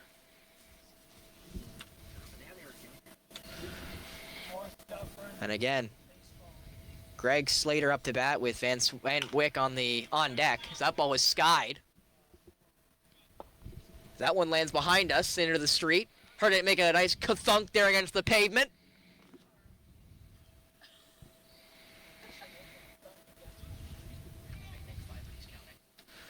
As Slater again digs in. That one low.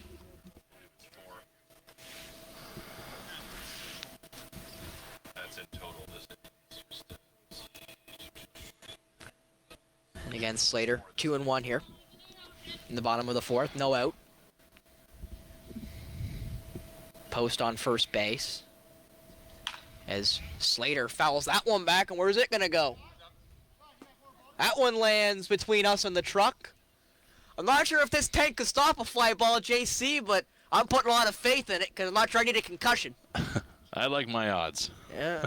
I also there like, we are. as you see us here in just behind home plate. You staying warm in that suit? Yes, I am. That's why I wear it. My Niners jacket's in the car, but I wear the full suit just in case because I know this will keep me warm. My lower appendages could use some work, but it's okay. Who needs toes? There's the pitch and swung on and missed. That'll be it for Slater as he's the first out of the inning. That's a much-needed strikeout there for Kennedy Musterman, who will now come up against Van Wyck.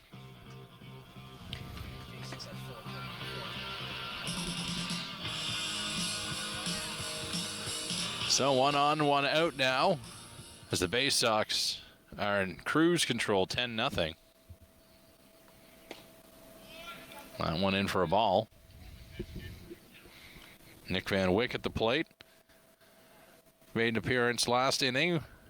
Ended up with a walk. And again, that means Ryan Bartley's on deck. So the top of the order again coming back for the Baysox. I believe this will be their 3rd trip through.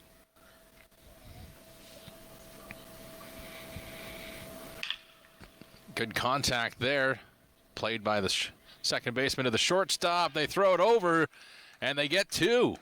Much needed to, JC. They finally get themselves out of the inning. 4 runs is the damage, but I wouldn't say the runs maybe are the worrisome part, JC. It's the hits. Again, only 1 hit for the Baysox in that first inning where they got 6. In that inning, they had, I believe, 3 or 4 hits with 2 homers counting and getting themselves now with a double-digit lead of 10-0 going into the top of the 5th. And with how Trevor Smith has looked here tonight, JC, I'm not putting a lot of money on the Astros finding some offense here. Not saying they can't, because they definitely can, but Trevor Smith has been dealing tonight.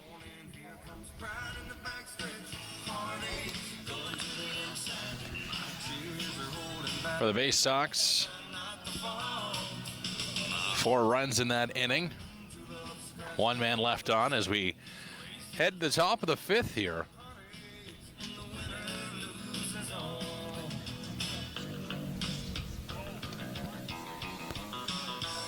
Ryan Young will be due up.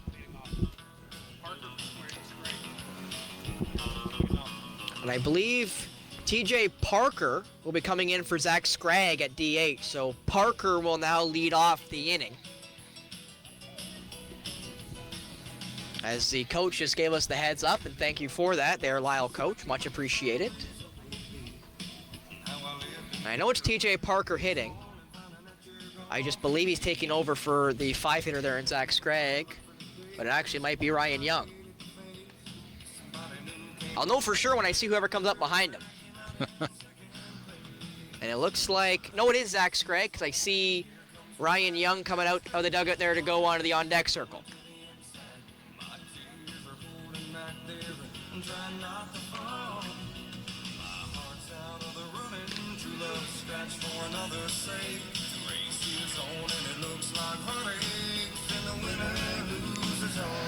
Well, 7 strikeouts for Trevor Smith on the day. So far, pitch count at 54. Keeping it nice and light. Now batting for the Astros at DH, number 36, TJ Parker. Parker up to the plate. Temperature has been steadily dropping in Owen Sound since the game began. The mercury right now reading 13 degrees, but that wind chilling things off a little bit, Spencer. That it definitely is. From about the knees down, I'm starting to feel the cool breeze.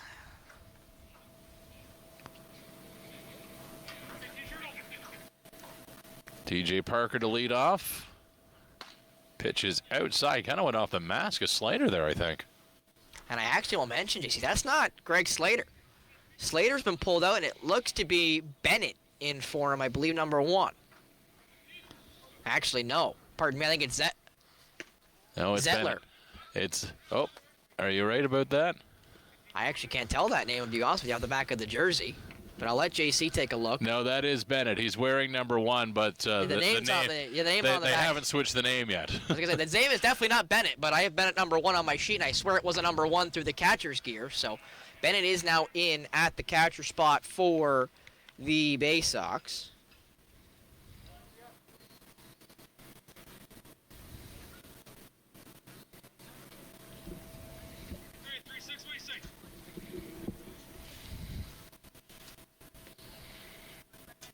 And this is Travis Bennett's first action, it looks like here. He has not had an at-bat this year.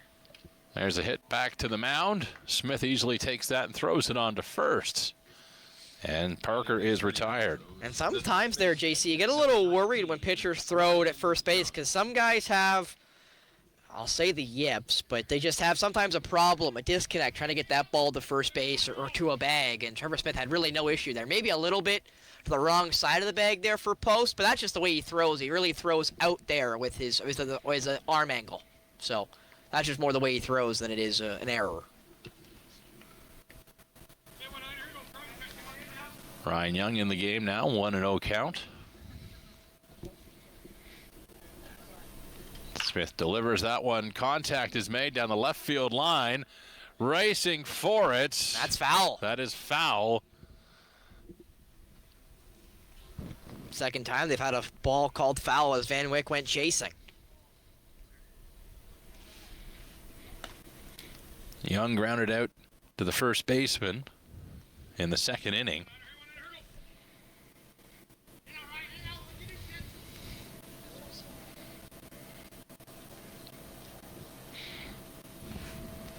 Smith deals.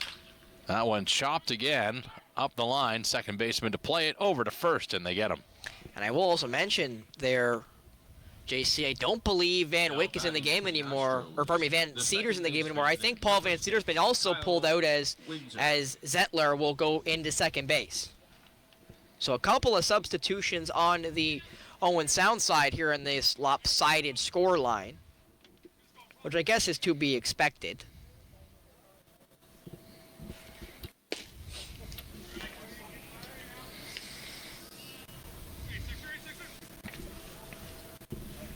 Zettler has appeared in 2 games this year, has 6 at-bats, no hits as of yet. Windsor at the plate. Swung on and missed. Strike 1. Runs the count to 1-1.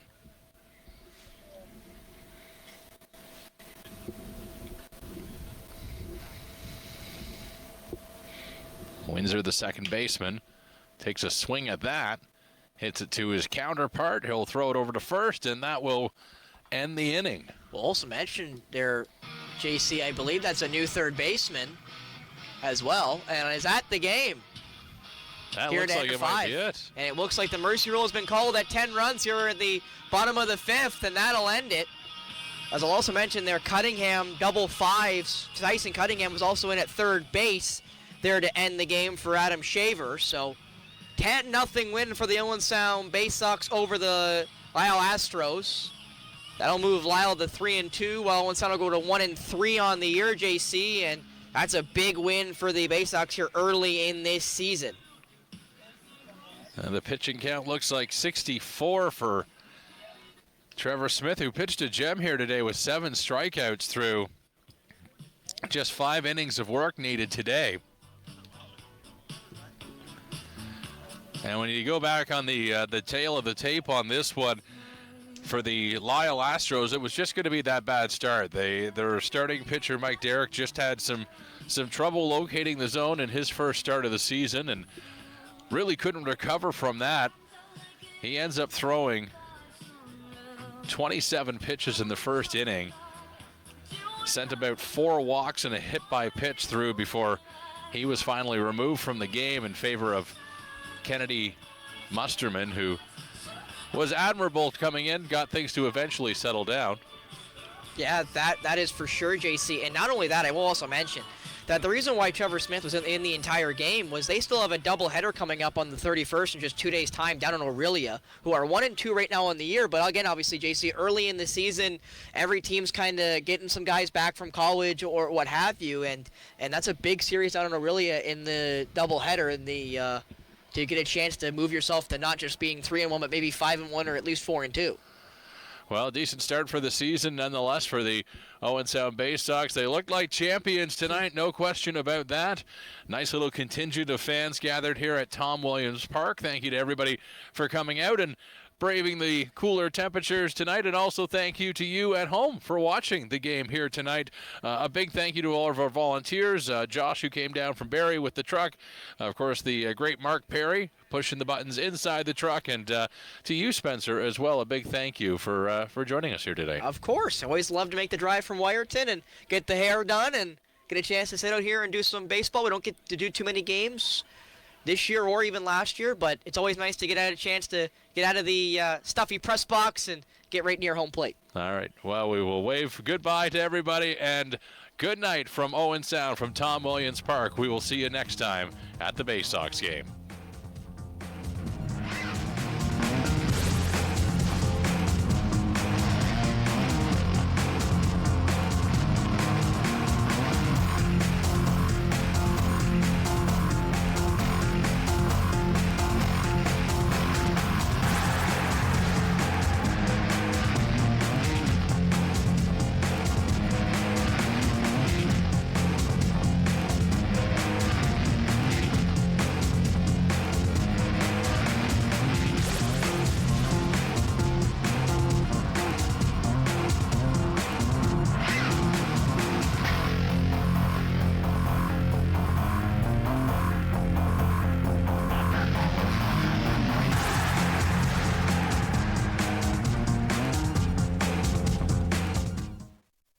Built this whole thing. Yeah, I had one of my friends help me with a whole bunch of the sheet metal work. He was a better welder than me. So everything from here down, this is a reproduction box. Everything from here down is handmade in the garage with no fancy equipment. The fenders, this is just an extension to move them out to cover the wheels rather than narrow the rear end. And the only reason it's got a hydraulic tip box on it is because if you see the gas filler cap in there, I didn't want it to stick out through the box. I couldn't find a good place for it. But you'll love this. I went to the wreckers, and for 150 bucks, I bought an old wheelchair lift out of a 1960 van. And that's what you put in there? Swung it out, and then set it down. You put the wheelchair on it. Yep. I took it out. They charged me 150 bucks for it. It's all the mechanism that runs this. All the electrical and everything is just stuff from the wreckers. That's incredible. And did you do the whole interior as well? Yes, the interior, I got a quote of $20,000 plus the material, and I don't have that kind of money. So this is my $800 job, so don't be too critical. It's got a seats out of a Pontiac Venturi.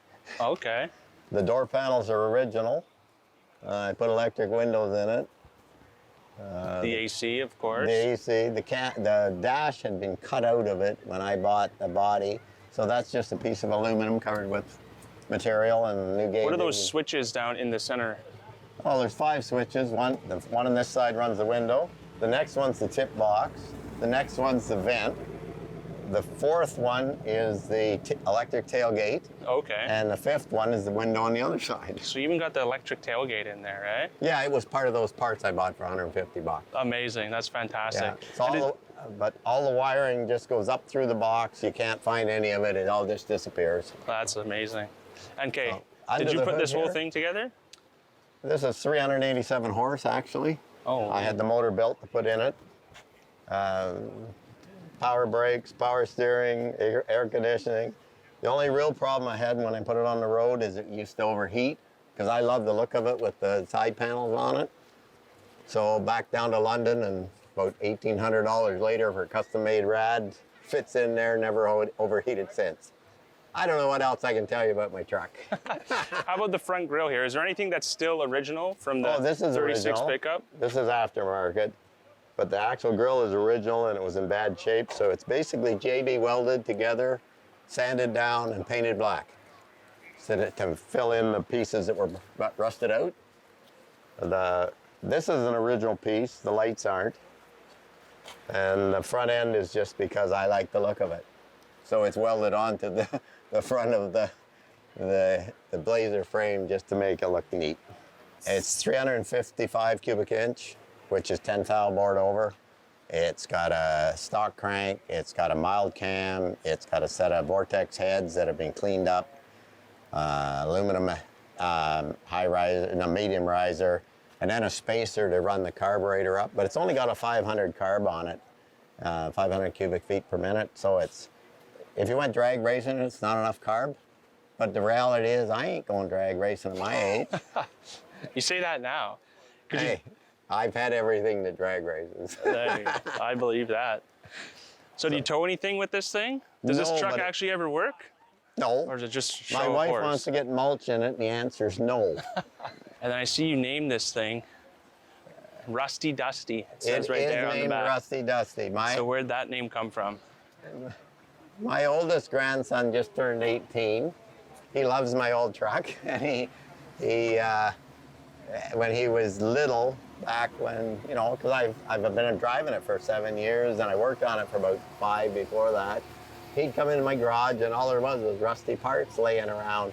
So he'd say, "Well, what's going on, Grandpa? You're working on Rusty Dusty again, I see." And he'd touch it, and, you know, there'd be dust fly off everything, and I just laughed, and I said, "Yep." So when I got it together finally, I thought I should name it for him. There you go. And the name just stuck since then. And how long have you been coming to the car show here in Sauble? Well, what's this, 2004. I retired up this way in 2000, and I've used to come sporadically. Now I come almost every week. So, Thanks so much, Ed.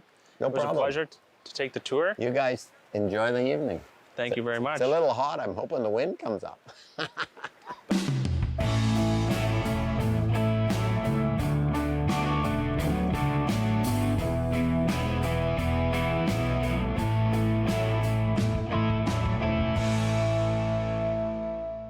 Okay, thanks Gary for showing us around this beautiful truck you have here. So tell me, what kind of truck, make and model is this? 66 Chev, C10. And what does C10 I mean, mean? custom 10. Custom 10? The custom has got the chrome. So that's the The package chrome that here, it came with? the chrome this, yeah. The farm trucks didn't have that chrome. And this is the first year that they offered that kind No. of package? No, I don't know how when they offered it. But this is so all the chrome bumper here, Yep. lights Yeah, on the side. The 60, a lot of the older ones, they had painted grills, and Okay. painted bumpers. Yeah, They think that's fancy today because they paint the bumpers. That's to make them cheap. right. The chrome's expensive. That's the original bumper. That's the original bumper Yep, there? And I got it straightened and re-chromed. And then they added the bumperettes. They're options. Okay. And they added the chrome grill. It was aluminum, but I added the stainless. And you added that on? Yeah, that's That's- to liven up the front end. Yeah, it looks amazing. It's beautiful. What about the headlights here? These are original as well? No, you can buy these. Oh, okay, you just put them in. Right Yeah. on. I used to have the same truck and a 3/4 ton. Oh, really? Yeah, Nice. it's got the 4-speed truck transmission, What's the this real- one? the real truck transmission with the bull low. Yeah. This truck was ordered new with the 410 rear end. And they took it out when they did up the motor. They took the 410 out and put a 273 in. Okay. 273 is doing 1,500 RPMs at 55 mile an hour. So you're Okay. just idling down the road. Yeah. I've had this truck for 20 years, so Oh, yeah. This thing, you've had this for 20 years? yep, been painted for 20 years. I've had it for 21. But I used to Holy. own a 3/4 ton. I had it for about 6 or 7 years. Yeah. And we pulled the fifth wheel trailer with it. I see this Wyerton Blue Water Cruisers. Yeah. Is that another Well, they're car not club? up. that- Oh, here's the trailer that you pull right here. Yeah. You can see That's that. one of them. The camper. There's a nice picture right on the Blue Water Cruisers jacket. I pulled several different ones. A lot of people ask me, will it pull a trailer? It'll pull a house. Well, it's all original.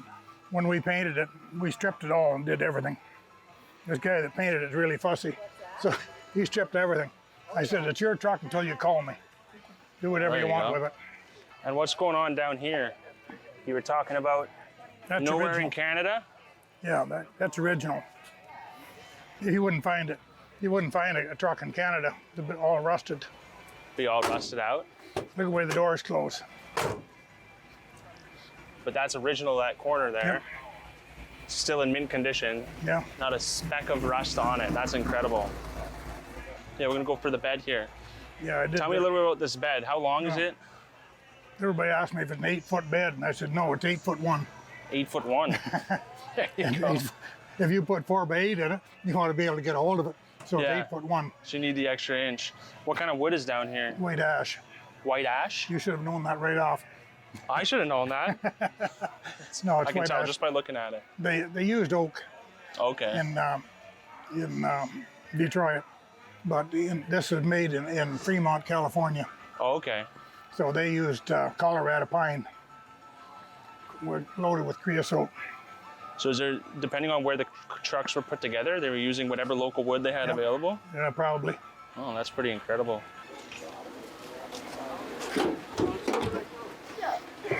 Look at that. In Canada, you're lucky that there's any of this left, because that's steel. Because they just don't make it anymore? No, and lucky it's not rotted out of it. Oh, From so that's all the original framing for the... Yep. The truck's original. That's incredible. The guy bought this new in Phoenix, Arizona in October 65, so I think he must have ordered it new because it's a 66 truck. Anyway. he So willed it to you're the his- second owner of this? Yeah, so he willed it wow. to his son in 1986. And his son put it on the internet, so I bought it 20 years ago, 21. And the guy I bought it from was Maple, north of Toronto. And him and his brother flew to Arizona and drove it home. Oh, no way. Yeah, That's awesome. So you had a truck before this one, yeah. and then you had this one. Do you have any other classic cars? I got a motorcycle, Motorcycle? 1966. Oh, that's pretty cool too. So I saw the jacket in there was for the Blue Water Cruiser Club. Mm-hmm. And you come to this show. How long have you been coming to Sauble to this show? I don't know, Just forever? Yeah. whenever I want. There's a car show every night somewhere, Yeah. Do you go to all of them? or wherever I can. Yeah, whenever you have the time. Yeah. That's pretty cool. I like that. Yeah, anything special about the truck that you'd like to share? Take pictures underneath. Everybody looks at the top. Take What's it pictures look like on the bottom? like a new one. Oh, really? Look underneath it. See if we can get under there. Should I crawl under there?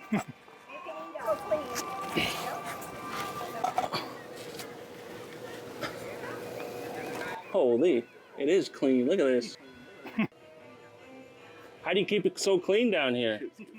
Doesn't get wet. And don't get under there washing it off. Yeah, I was gonna say, this never gets any mud or anything like that, eh? Well, this is a beautiful truck. Thank you so much, Gary. Its color gets the attention because of its color.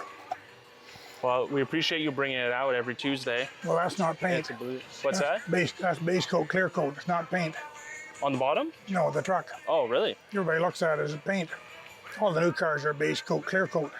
Oh, well, there you go. I didn't know that. Look at this. Yeah, I see that. That's Feel like a that? perfect. Well, the thing is a beautiful truck. Thanks so much, Gary. And we look forward to seeing it again next Tuesday. All right, here we are with John and this beautiful custom Ford that you were saying you built yourself. Yeah, Why don't you tell us what's the make and model? it's a 1941 Ford cab-over truck. Yeah. It was originally a big farm truck, is what it was. And then you I bought it from a souped it guy up? that was restoring it as an original truck to use in the Army reenactment stuff, because they used these things in the war and stuff, eh? Right. So I bought it for the cab, so I took the cab off Off of that. and sold the rest of it and built the rest of it myself. So It's basically you just the bought cab, the cab. the cab itself is and original. this is all completely, Everything custom underneath made. the truck is I made it. I built it. but this is all original here. This, yeah, the complete body is original, hasn't been chopped or modified, and I just redid it all, Yeah, it's like restored it. restored it all, but it's the So it same was as used- it would have been. So it's basically a movie star, is what you're saying. Yeah.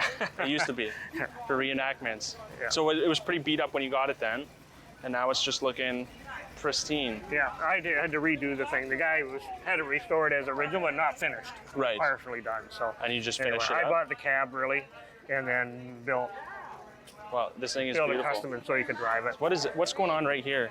That's a this vent, piece? so you can push a lever inside, it opens up. So that's your free air conditioning. Oh, okay. Yeah. That's why you have no windows? No, I just never finished it. So soon When the you windows will build- come. I do custom cars for people, Yeah. and you never have time to finish your own. Once it's on the road, you just drive it. You just drive it, however. Yeah. So you don't even need AC then. No. Beautiful. Yeah. So show us a little bit underneath here. This engine. Yeah, so the frame is custom built, and the engine is a 351 Ford, and I try to keep it all Ford because it's Yeah. a Ford, and the overdrive automatic, and a Winters quick change rear end in the back of it, so you can change the gear ratio within minutes. Oh, nice. And How are you doing? so in the original trucks, were these engines always right behind, under the bed like that? Or are No, they the supposed to engine be would in have the been front? inside between the two seats there, like the old Econoline van. So right where Okay. that gear shift is, there was a big tunnel there, and the engine sat in there. Can we pop our head in there? Yeah. Yeah. So right where the gear shift is, That's where the engine would have been. It was the engine originally, but there's Right. very little room for your feet or anything. Yeah. It's like Were they high up? They must have been pretty high this up. truck this running board would have been probably here. Yeah. I lowered it probably 12, 14 inches. Yeah. Well, it looks Yeah. cool. Looks nice and low. Yeah. So tell me about the tires here. This is probably the biggest tire I've seen on a truck I think it's the biggest street tire that you can buy. that you can buy, yeah? Yeah. So why these things? Well, because it's a truck and it looks like it could have put dual wheels on it, but I just was Yeah. able to get tires the size of dual wheels, so I just put it So on. you just threw those on Yeah. instead? Yeah. Yeah. And then you have the, There's a little winch. You can use it as a hauler for stuff. I had a little vintage race cart that I had on it for a Yeah. while, and That I you just just used it to make it bring look like around? it's a tow truck. yeah, It's not. but it's not really. No. No, Yeah. this thing's a show horse, not a workhorse, eh? It's a toy. Yeah, yeah. Yeah. Tell me a little bit about the back light here. I see there's no reverse lights. Well, there's no reverse lights, no, but there's actual tail lights on it. I can put the deck down for a minute. Oh, look at those pipes. I always try to go ahead, so I don't do reverse. Yeah. Look at those exhaust pipes. Yeah. Yeah, so the things are rear end beasts. is quite unique. It's out of a late model stock car that they run on this track. So you can take that cover off the back Yeah. and change the gears in there and have a different ratio. Okay. So if you want. And it's just easy access. You can do that whenever you want. Yeah, and they do that for race cars because depending what track you go to, Yeah. you need a different gear to run a track. This Right. is not a race car, but it's sort of a conversation piece, you want to call it. Yeah. And you never know. Maybe one day you'll get it out on the track. I've changed the gears just because you go on a long trip, you want it to have better gas mileage, you can Right. change the gears within 5 minutes. That's unreal. Yeah. You There's can just- got air ride on the back, so air suspension on it. Yeah. And And then the plate on the back there that says Ford, yeah, that's on the bed here. it's on the bed. Where did you find that? I had a Ernie's machine shop out in Parkhead. Yeah. And he does a laser cutter. Yeah. So he cut it out of stainless steel. Oh, as so he well just as cut the it for grill. you? The grill as well? Yeah. Ernie Abel. Yeah, so this grill is custom made as well. The Oh, same nice. guy did that. So And they you just threw that on. draw it up and they put it on there. What about the bumper bumper? is off a 39 Pontiac. 39 Pontiac? Yeah. It There just you go. happened to fit the car. The original bumper was a big heavy Big heavy one, yeah. big heavy truck bumper. So And this one you just like the way it looks, so you threw it on there? yeah, I just thought it would fit on there and it does. So That and in looks behind amazing. here is the radiator and all the wiring and stuff. So this is like a hood on a car, but it Yeah. it comes right off, eh? Okay. But You only got the one little windshield wiper, eh? yeah, that's the way they came because they were sort of a utility farm truck. Yeah. This truck had never been licensed for the road until I got it. Oh, It really? came out of the States Yeah. and it was used on a farm there. And the guy I got the truck from brought it up from the States, did all the paperwork, and it had never had an ownership until he got it into Canada. And then I Right, put and it then in had to mine. register So the it. first time it was registered on the road was when I No finished way. it. So So this thing, who knows what the history is of it, really? yeah, it was on an orchard for its whole life. That's incredible. That's so cool. So on the inside here, oh, you kind of, it's pretty well updated here. You got the Kenwood stereo in there, and what's Yeah. this, Pete? What's this right here? That's a headlight switch. Headlight switch, yeah. It's got a aftermarket tilt column in it, Yeah. and the gauges are all everything inside there's new virtually. Yeah. That thing's awesome. And these seats, you put these seats in here? Those seats are tractor seats from Princess Auto. Oh, nice. And I had a Steve over in Port Elgin that does upholstery. Yeah. He reupholstered them for me. Oh, yeah. And so it's all new Put all those in. leather covers on it. So where do you do all this work? You have a shop somewhere? Yeah, just about 5 minutes up the road, actually. Oh, yeah. I used to own the garage in Sauble here. Okay. Across from the old amusement park. Yeah. And when we retired, I just went home and started doing this stuff. Doing this But I stuff? built this truck before I retired. Right. We do custom stuff for customers and for ourselves. Yeah.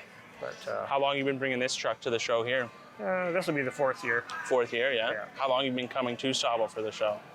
since I started it, actually. Okay, so forever. I was one of the I was one of the initial guys that started the Tuesday night cruise. Car There shows was when it three was of on the us. beach and Yeah, everything? there was 3 of us that started it, That's incredible. and then more energetic people came along and took over. So that's There you good. go. So what's changed? What's better? What's worse? What's different about the car show? When you started it here, it was on the beach, and now it's here on Lakeshore. Nothing's really changed other than when we had it on the beach. It was nice because you could get more cars and Yeah. not interfere with the traffic or anything. It was strictly on the beach. Yeah, there's 3 of us just got together at a restaurant one time and decided we should do something, and we just picked Tuesday night. And we thought it would just be a few of us hang around and talk about cars. And then just grew from there. How long ago was that? 25 years? 26 years? I'm not sure exactly what year, but 20 years for sure. Yeah, at 20 least. years ago, yeah. That's crazy. Maybe more, but Well, I remember when I was a kid having cars You're on still the. a kid. I know. When I was a very, very little kid. oh, you Going remember with- having the cars in the beach? Yeah, with my dad and checking out all the cars. And all Right. that So kind of stuff. yeah. It was So cool. I don't think there was anything before we started it. Oh, so no. it probably would have been when you were a kid. Yeah. Yeah, when it first started. Yeah. So do you think the popularity of the show is growing in the last 5 years or so? Like since 2020? I feel like more and more people are coming to the shows on Tuesday nights. Yeah. Before COVID and when it was on the beach, I think it was a bigger crowd, but Yeah. it's certainly coming back. It's making a comeback. Oh yeah, I'm for getting sure. that feeling as There's well. Yeah, and there's more and more older guys getting into cars, some young guys. Yeah. But not sure how long this whole thing's going to last. Oh, it'll keep going for sure. Okay, so tell me, what inspired you to build this exact truck right here? I've always liked this style, but I was at an automotive flea market one day, and there was a guy selling the die-cast cars, and he had a die-cast model of this exact truck. Yeah. So I bought it, and then I started looking for one. So that's how it. So you bought the came. die-cast? I bought the die-cast, had it for a couple of years. Finally found this cab and this truck so that I could build, and it doesn't replicate 100%, but it's but it's close enough. It's very close to Yeah. So I had that vision in my head what I wanted. There you and go. that's So how you got a toy and you built your own toy out of That's it, right, basically. yeah. That's incredible. Very cool. Yeah. Well, thanks again, Yeah. Thank you. and we look forward to the weeks to come, all summer long, every Tuesday. Yeah. All right. All right, here we are with Dan and his 67 Firebird. He is Sola's choice of the night. That means he's gonna win a 6-pack of our Sola's brew. Dan, thanks so much for coming out tonight. Wow. Oh, thank you. No I problem. really appreciate that. Tell us a little bit about the car. This has got a 400 block motor in it now. It had a 326, but it's the same block. It's now a 400 cubic inch. So it's a bigger body of the motor, but it's still got the 326 heads on it. Okay. It's still got and it still has the original carburetor, 2-barrel carburetor. And did you put that in when you bought it or later on? No, later on. Well, I had it came with the 326. Yeah. And my wife and I were out for a ride, and big white smoke was coming out the back of it. Oh, no. Oh no! I blew a head gasket. Yeah. It cracked the block. Oh, what shoot. happened was the little heater for heating you up in the wintertime, if you ever did decide to put it on, it broke. And when it broke, because it was original. Yeah. So when it broke, it drained all the antifreeze. So I had no coolant. Right. Overheated. So just cracked the block. overheated, yeah. So I found a 400. Yeah. This come out of a 76 Trans Am. Okay. So it fit in okay. And then I had it rebuilt. Yeah. So that everything was new going back in it. Oh, nice. The heads were all redone over and the... Yeah. So besides that, everything else original on the car? Oh, yeah. Let's take a look inside. Yeah, sure. I put... that's the original radio, works. Oh, yeah. This one here I put in myself, and that has better music. Yeah, of course. Got the Sirius XM and all that. Amplifier and all that kind of stuff. Yeah. But the rest of it is all original. The seats and it. I bought the seat covers. You can buy just anything for these cars. Yeah. There's a place in Barrie that they deal with the states. Okay, and then you can get any part you need. Anything. Just about anything. All right, so you got the nice red on here. Is that the original color? No, it's not. No, did you put it on or just get repainted? It's got repainted. I loved the paint color when I got it. Yeah. So when it came time to paint it, I said they'll get the same one. Okay, so you kept the same color as before. Yes, but they didn't know what it was, so they had to get a computer and put it on there, and they would tell you what's the closest red to that color. Right. And it become a English car, I can't even think. Rolls Royce. Oh, okay. That's what they found, this color on a Rolls Royce, and that's how I ended up getting. So that's they the color got you the got. color and put it on. It says exactly the same what I had. That's awesome. Do you come out to the car show in Sawa quite often? Oh yeah. Every week? I haven't been out every week. Most weeks? Have, most of the time we come out.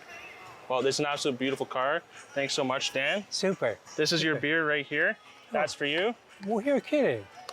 Well, thank you. Yours. And it's cold. Oh, and it's cold. Oh, Thank you that's so much, even better. everyone. Thank you. And we will see you next Tuesday in Sawa Beach for a car show.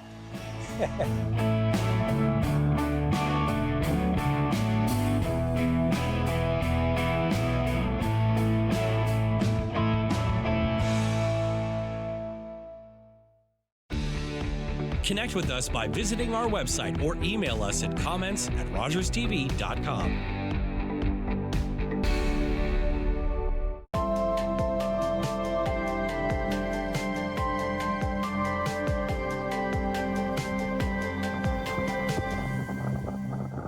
public transit, garbage pickup, parks and recreation programs, snow removal on your street. How can you stay informed about these and other important local services? Tune to City Council coverage on Rogers TV. See your community leaders at work on Rogers TV City Council coverage.